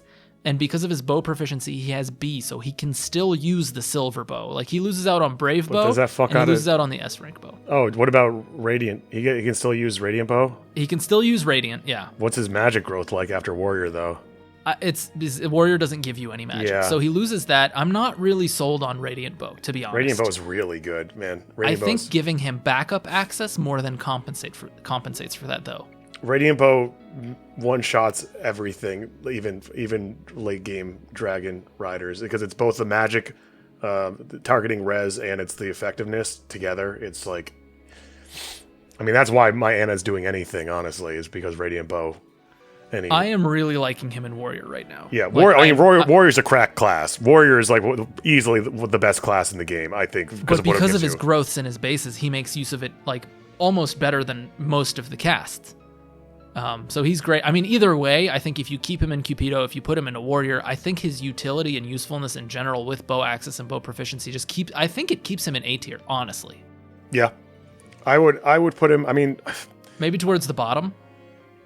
Okay, or would you put him like higher than a leader? I haven't used him enough to give a good... I've only used him as a backup, and he did or not a backup, like a deployment filler. And he's somewhere in A tier, for sure. He's in A tier? Yeah. I don't think I'm above a leader, but yeah, there. That's good. Yeah. I think he is somewhere in A tier. I don't know where exactly. In my first run, I didn't use him at all, and I was like, not really feeling it. But once I put him into Warrior, and I really got him rolling, like him at level 1 Warrior... and Jean at level 1 Warrior, like Jean is a tiny bit behind him. Like he's faster and stronger at level 1. So yeah, just a great solid unit all around. As with most of the middle game units that join you, they're all pretty good. We're following up with Pandreo. Pandreo just in High Priest with the staff utility. He comes with a warp staff. Pretty good. I didn't use him as anything more than a staff bot in my run though, so I don't know how high I would even put Pandreo. That's my thing with staff bots, like... Do you really... Like, any unit can be a staff bot. Yeah, and you have units that have, higher offensive capabilities and more utility also with staffs, So, like, when we get to Hortensia, I'm going to be fucking torn for sure. But, like, Pandreo, I haven't used Pandreo at all, but I'm just... And I know he has good offensive capabilities and, like, potential and whatnot. But I don't know. I can't give a good... I mean, he's good. I would put him in B if I had to.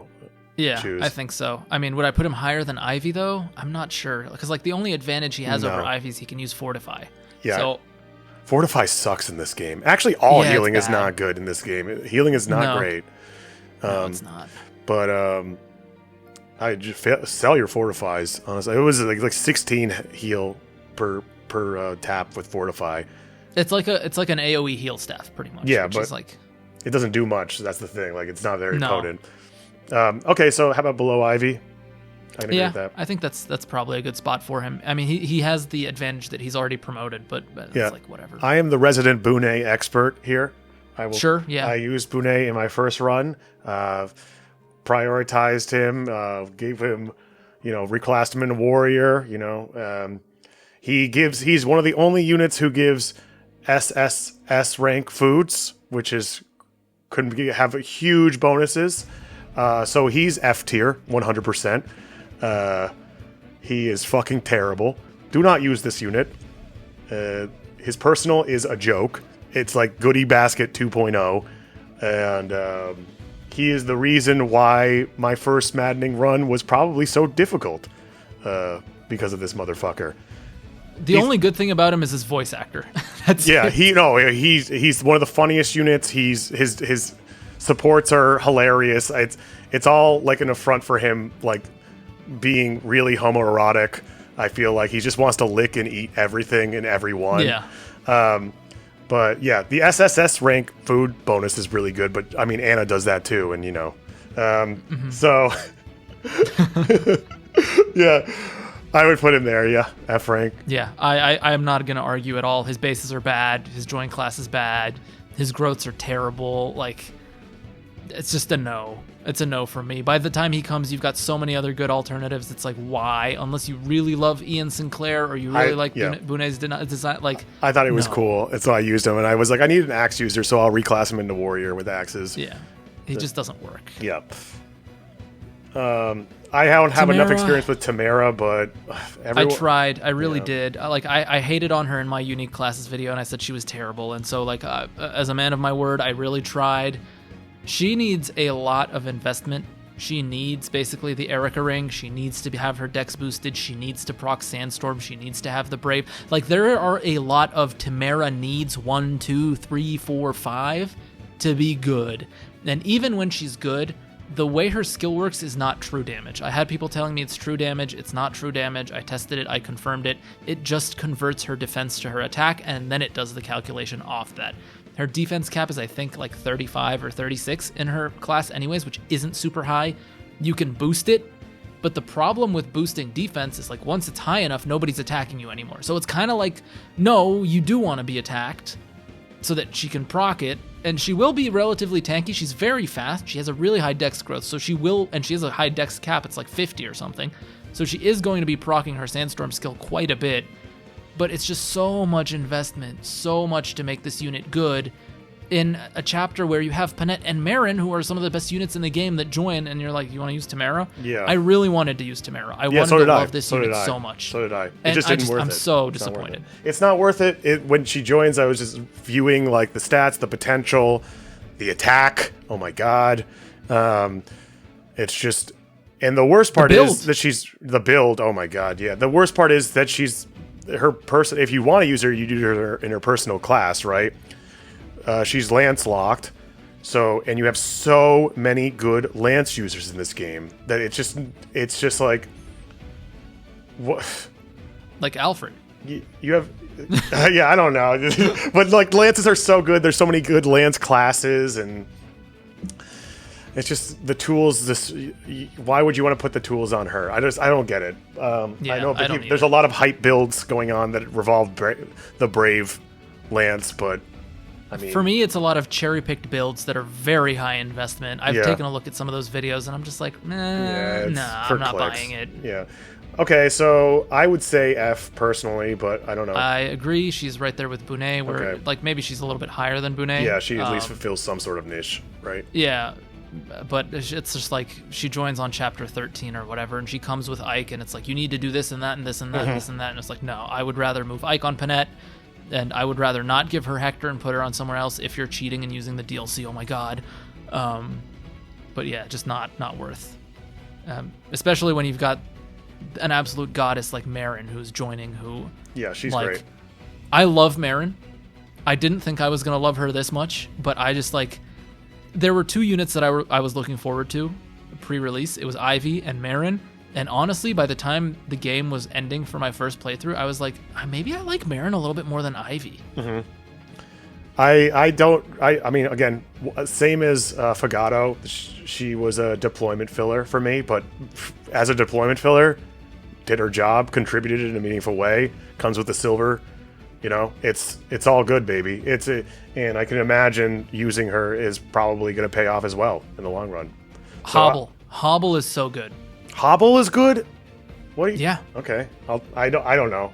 That's not exclusive to her, but it's not exclusive to her. But because you don't really need to invest in her. She has really high bases, and her growths keep her up. Like if you don't again, she's plug and play, just kind of like Kagetsu is, right? Yeah, exactly. Where she's got high speed, she's instantly doubling everything. She's got access to daggers, which are really good to forge. She comes with the silver one. Again, you can give it to Zelkov or you can give it to Yunaka. By that point in the game, you could probably just forge another one.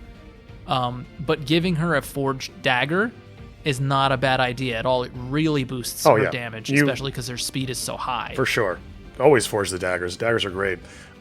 Steel and silver. And hobble is just like a bonus. Like, you don't need to use a second seal on her. You just need to level her to 5, which is going to be really good. She has the 15 internal level, just like Kagetsu, with the leveled up to 20 and then promoted. So that's why her bases are just ridiculous. I'm not sure if I would use hobble as a boon personally. No, it's not a boon. But the boon is that she doesn't need to second seal. Yeah. To get hobble. Exactly. Well, to get hobble, I don't know. Like, there's a lot of ways to mob. I had a lot of fun with hobble and canter. I'll tell you that. Like, I put canter on her because she comes with like 1500 SP too. I get that, but you have so many other more effective mob control tools like the veins and like demonic aura or whatever it's called. The one that I don't know. I get it. It's a thing that she doesn't have to no investment to get, but it's not -2 move. I don't know. It's pretty good, man. Okay, I'll take your word for it. But of where to put her, I would put her right with Fagato, honestly, next to Fagato. Yeah, she's like similar. She's like in a similar vein to Kagetsu, to me. Like, it would be here. You'd be here. Yep. More than. See, this is hard because I don't know if better than Alear. I feel. I mean, Alear, we can move Alear. I don't mind. Like, I think we put him here as a placeholder. But like, these two join in and they sort of take over the Louis role, right? This is where Louis begins to fall off somewhat, and you've got your Marins, you've got your Kagetsu, who are like immediate damage boosters. Okay, let's put. I just don't feel right putting Alear that low simply because of the support bonuses and whatnot. Yeah, I don't mind. We can move Alear up. Do you want to put him like under Alchrist? Is that yeah? That's what I was thinking. I didn't want to say it. Yeah. I didn't want to say it, but I'm glad you said it. Okay. No, I don't mind. Yeah, like, we can totally move Alear around. This was just like he just ended up there. Yeah. But I do think Marin and Kagetsu are pretty much on par with each other. Okay. Yep, I can agree with that. Hortensia, I don't think we even need to talk about this one. I'm not sure because I'm torn, man. Why? She's so good at her niche. She's the best healer. She'll save you more money than fucking Anna ever will. With zero investment right off the bat. And she's hilarious. And she's adorable. And but the thing is, like, do you really need a dedicated staff bot? Because she's not doing anything else. Right. That's where I'm torn. Because I use her personally. But would it be better for me to use somebody who also has some offensive capabilities? With staff botting, do I really need the S and the A rank staffs? That's where I'm torn on it, personally. It's a good point. I guess it comes down to how much are you spamming your warp, rescue, your obstructs, your utility staves, and how much value are you getting out of World Tree? And how quickly are you able to consistently proc World Tree, right? Because you do need to level up that luck. Is it luck? Or I thought it was Dex. It is Dex. Sorry, She has a good Dex. At least mine. She does have a good Dex growth, and her Dex cap is like 36 or 37. Yeah, that's pretty good. It's up there. Yeah, it's decent. And the nice thing is her personal is one of the few personals that isn't completely useless. Like, you get +1 healing range on your staves, which is nice. Is awesome, dude. It's freaking awesome. I mean, and also, I mean, we're factoring in rings for Citrine, but you know that one that gives you the Crom ring. That gives you an extra 5%. Hey, that could be good for her as well. But I think you would put Micaiah on her for sure. Definitely. Yeah. That's like no contest. Yeah. Yeah. She is the penultimate Micaiah user, I would say. Yeah.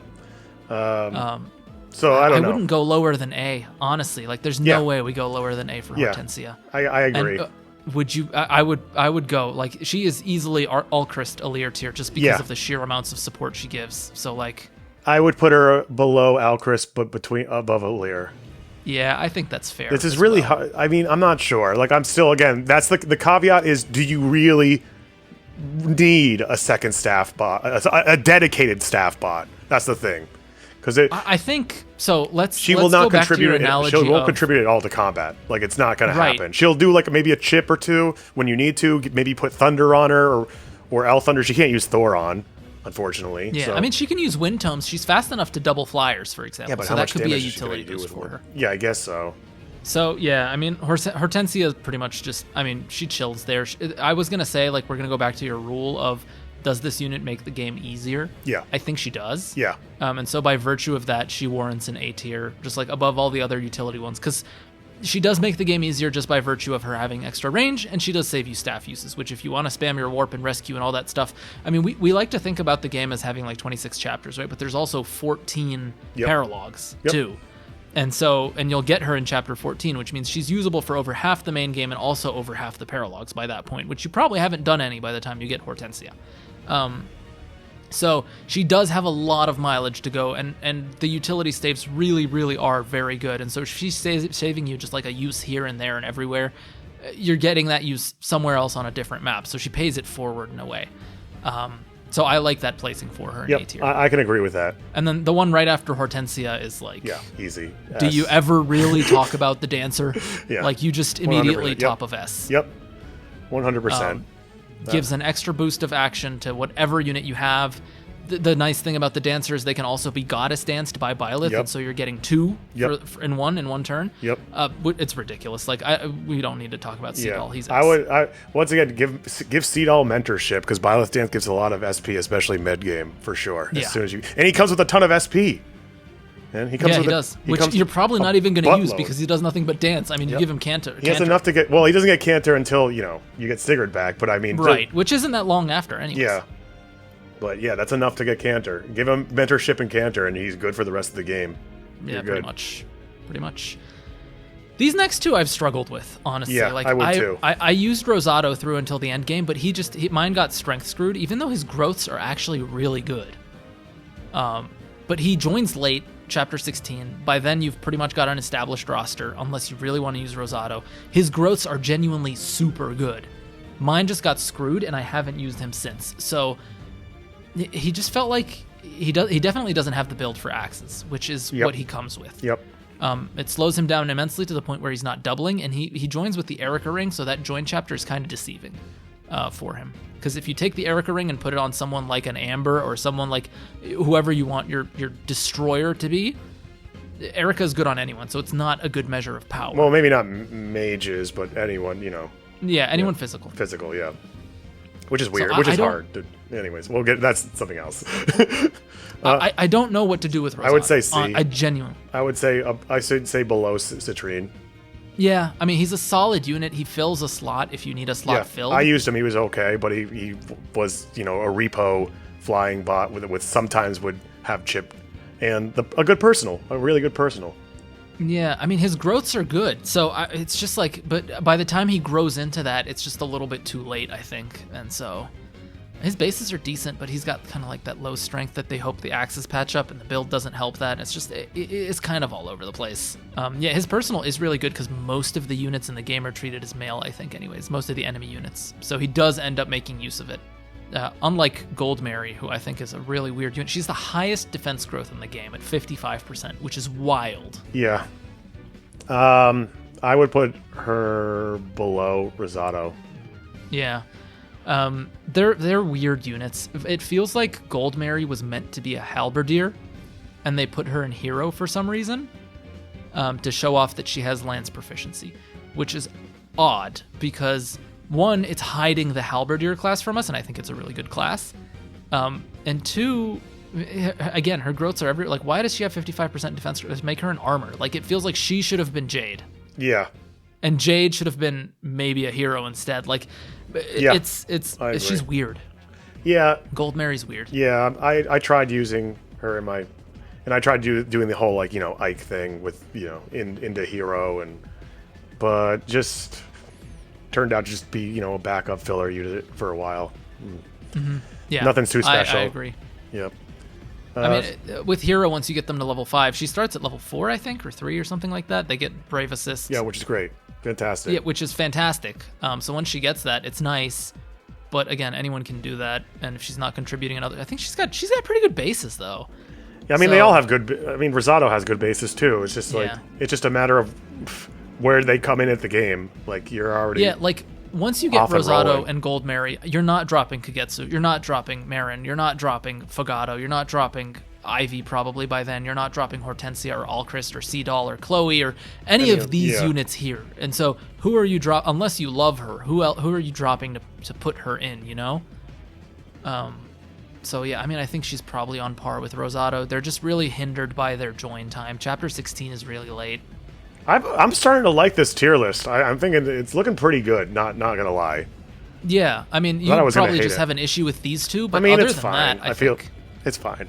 Yeah, I would put it in F, but I understand the other side of the argument. You know. Yeah. I'm happy with how it's looking so far. Because like if you use these two, right, by the time you get Rosado and Goldmary, these two are better than them. They just need a little bit more of a kickstart, right? Not my experience, but yeah. Well, we're gonna go back into this. The only thing I would disagree with, we're not gonna have this argument. We wasted like I think 40 minutes between Anna and John. Yeah. I think they got more than enough discussion. Yeah, I think. Okay, let's keep on going. So this is where I say the spoiler warning, just in case. I know it's probably timestamped already, but I have to give a quick vocalization of the spoiler warning. You have 2 seconds to get out of here before I scroll down and grab the 2 units, okay? 1, 2, I'm going. All right, so I'm going to grab Mauvier and Vale. And these are 2 units Lindon? That I really... Huh? Where's Lindon? Oh, shit, where is Lindon? I thought I was going to make a Lindon joke. Okay, who are you going to be for Lindon? Can we just put... Damn, okay, we'll use this guy for Lindon. Yeah, we'll use that guy for he's the closest thing. Oh my god, I didn't even notice Lindon. That's the thing with Lindon. Like, he joins and you don't notice he joins. Like, he's pretty good. Okay, you used Lindon. I remember seeing one of your stream thumbnails, so I'll let you talk about Lindon and we'll sub this guy in for him instead. That's funny. I didn't even realize. Lindon, off the bat, it comes in with 2000 SP and good bases, you know? And it's whatever. He's got a Sage. He's got... You can get him Wrath immediately, and that will synergize with his personal, and you can give him Dire Thunder and Thunder Tome. The issue is he just doesn't scale. He doesn't scale well. If you get that all set up, he's really fun to use, of course, but he doesn't have enough base might using lower level tomes to really justify the damage and pull enough might to amplify with a critical to be able to kill in one shot. And that's really what you want to do, because it's not enough critical to make use of it as well. It's still going to be hovering around the 50 to 80 mark, which is still a chance to, fuck yourself. Yeah, I mean, can he function as sort of a Wrath Vantage Elthunder user, potentially, to one-shot things with, like, a May Ring, maybe? I guess. I mean, yeah, that could work, too. It's still a chance. And he's still a liability. Yeah, like, he won't hit 100%, but yeah. Yeah, it's a fun unit. He's a fun unit to use, but he doesn't scale well, especially in like, he will not have enough might to justify using him in the later game, and that's all he has is the late game. So I would put him... Honestly, I'd put him in F. As someone who like really invested in him, I would put him in F. I would put him above all those other units, though. But no, maybe not above Tamara. I would put him, here. Yeah, I would put him here. I agree. I looked at him and I was like, this guy looks interesting, but no. It's also, by the time he joins... He just doesn't... He once you get that set up, though, it's really fun, and he will kill things quite often, but it just does not scale for late game. He will not be able to keep up, and he's just staff botting, or you're taking huge risks to make it work. Yeah, I agree. We also forgot Saphir as well. Oh. Who joins right after Lindon, so I'm going to substitute this. I'll edit it. I'll fix it. I'll edit it in. Yeah, that's right. That's right. I usually deployment filler, and she dies pretty... Like, she's the person that, like, if the enemies target, and if they target and they die, and I like the turn, I just leave her dead. So in that way, she does have some utility. It's interesting because she also has fairly high base strength, but like she joins at level 6 or 7 or something, and she has the same base strength that Panette has when Panette joins, and it's kind of like, again, by that point your roster's pretty filled out. I guess if you need the substitute, then maybe. I would say Lindon is better than her. Yeah, I would also put her in F tier, honestly. Yep. She also doesn't look like she's 35, so yeah. There's that too.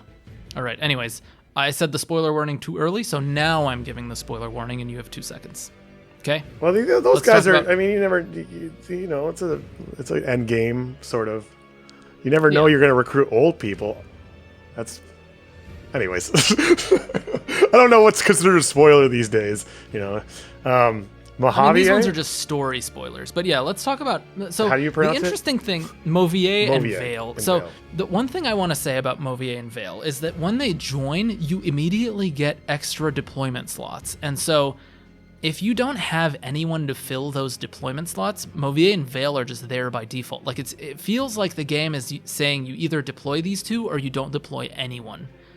Because I think you're pretty well set on 12 deployment slots from chapter like 16 or something, all the way until 21 or 22, which is when you get Mauvier and Vale. And so it feels like you do have to deploy them. Mauvier's good, but Mauvier's decent. Again, it's staff utility. He's got great bases. His growths are honestly not bad either for a unit who joins so late. But again, it's like availability, and it's like he's a filler unit and increased deployment slot. So because of that alone, for those 4 or 5 last chapters, it makes me feel like both of these characters, just because of the increased deployment slot, immediate filler way. I mean, Vale, I guess, is a little bit better utility-wise, and we'll talk about that, but you immediately have to put them at least in B tier. You don't have to deploy them. I mean, you don't really have don't. to, but then you go without 2 deployment slots. It's... I guess so. I would put C. I would... I don't know, man. I don't think... I would put this guy, I don't know, Mauvier. I would put him in D, honestly, top of D. I disagree. I don't know. You can put him wherever you want, because I really have no... I don't think he's that good. I was going to put him at the bottom of B, just by virtue of who else are you going to fill that deployment slot with, because it really is... Like a staff it's bot too late. Who's better. They're so far behind. I mean, he is a staff bot. I guess, yeah. I guess you're right. Who also has, like, he can use the Flame Lance, too. His build isn't terrible. Like, he's functional by the time he joins. Yeah. You know? And so, like, he will contribute, and he will fill that last deployment slot for you in that chapter. I'll give you that. Vale is a little bit higher because she's a dragon. And so whatever emblem ring you're not using, you can toss on her and get that added utility from. Like, you can give her Corrin, for example. Oh, that's what I would do immediately, because it's not... At that point, what it's great for is giving her the Corrin ring so that Alir can use something else. You have so many rings at that point, and like, as Corrin is so good with the dragon bonus that having another one is just awesome. I don't know. It's just like you always want that dragon bonus with Corrin. I feel like it's just so powerful, and so it's great. You can either keep it on Alir, or you get dragon bonus for other things too. It's just great with Spectrum Dance, like that's fantastic. It's just a second dragon, so that class even alone, if you want to just give her Celica, because by then you probably have no idea what to do with your Celica ring. Like, she works with Celica because she has the magic. I mean, otherwise she's not good, but that doesn't matter. Like those tools, she has utility. Yeah, the utility is so good. I would put her above. I'm not putting her above Saline, that's for sure, but. I don't know. Personally, I wouldn't put her above Saline, but I guess above ATA. Yeah, I mean, I'd be fine with putting her in B tier. She's definitely better than Mauvier. Yeah, for sure. Yeah, 100%. I mean, I don't have much experience with her yet. I haven't gotten to this point in Maddening where I have her. But theoretically, I want to say that her utility for those last 5 chapters maybe warrants an A placement. I don't know. Her usability is not high. The join chapter you get her in is 22, where you're like running around collecting the rings anyways. So it's like, does that chapter even really count? And so she's only there for like the last 4. Dragon type bonus. Dragon type bonus is why Alir is up there, right? So yeah, you get a second one. It's more utility. You can put Alir in a different class. You don't have to restrict them to the dragon class. You can put them in like something more useful, like Paladin or something like that, with more movement, with better weapon access. And that alone is great. Yeah, I agree. I think this is a pretty solid tier list. I honestly, think so too. No one's going to disagree with this. I think everyone's going to disagree with some part of it, but I do like the balance. I feel like it's pretty evenly distributed, honestly. S tier, D tier, and F tier have the same number of units. B and C, which is like your middle average, have the same number of units. And A really only weighs up more than these because you have the double Allirs. If you take the Allirs out, A, B, and C have the same number of units in them. So I like it. I think it's good. Yeah, I think it's good. I would put Saline up, but I'm happy. I feel like my perspective is mostly anecdotal experience, but she's just so strong for me. But chat, yeah, Choops. There you go. Yeah, she's just so strong. But I mean, if I were being objective about it, I would put her in A. But even so, I think I'm being generous by putting her here in B, and that's all I'm gonna say. But okay. I hope the comments. You know what? The comments can let us know about the Saline. Oh yeah, they're gonna love. You know, if there's anything that Fire Emblem fans love, it's hybrid units with middling growth. They love those. Yeah. Martial Masters. I got so much shit from Martial Master lovers in my video for hating on the class. Yeah, so. Well, it sucks. I don't know what the fuck they're smoking. Anyways, yeah, this is great, and thanks for having me on. That's pretty much it. Thanks for joining me. Honestly, it's like a 2.5 hour discussion. I don't know. I'm gonna have to edit all of this this will probably be live like a week after we record this. It's gonna take me a while to get through this, but yeah, thanks for joining me. Honestly, guys, I'll leave a link to Choops' channel in the link below. He streams a lot on Twitch as well. Like, you do 10-hour sessions. It's crazy. I go to bed and wake up and you're still streaming. It's crazy. I have fun, man. Yeah. Then he makes pretty good guides. They're nicely edited and fun. So check them out. And yeah, thanks for joining me. Anything else you want to say? Don't forget to like, comment, and subscribe. And until next time, y'all. Go ahead. Stay frothy. Yeah, I love doing your outro. I think we did that once in your video when you came over. Yeah. Oh yeah, that was great. Fun. All right. But yeah, that's about it, guys. We'll catch you. I'll catch you in another video soon. If you liked this, maybe we'll do a tier list for the emblem rings, and we'll bring Choops back. We'll see. When tier list. That's it. Yeah, that's about it. I'll see you guys in another video very soon. Peace. Bye bye.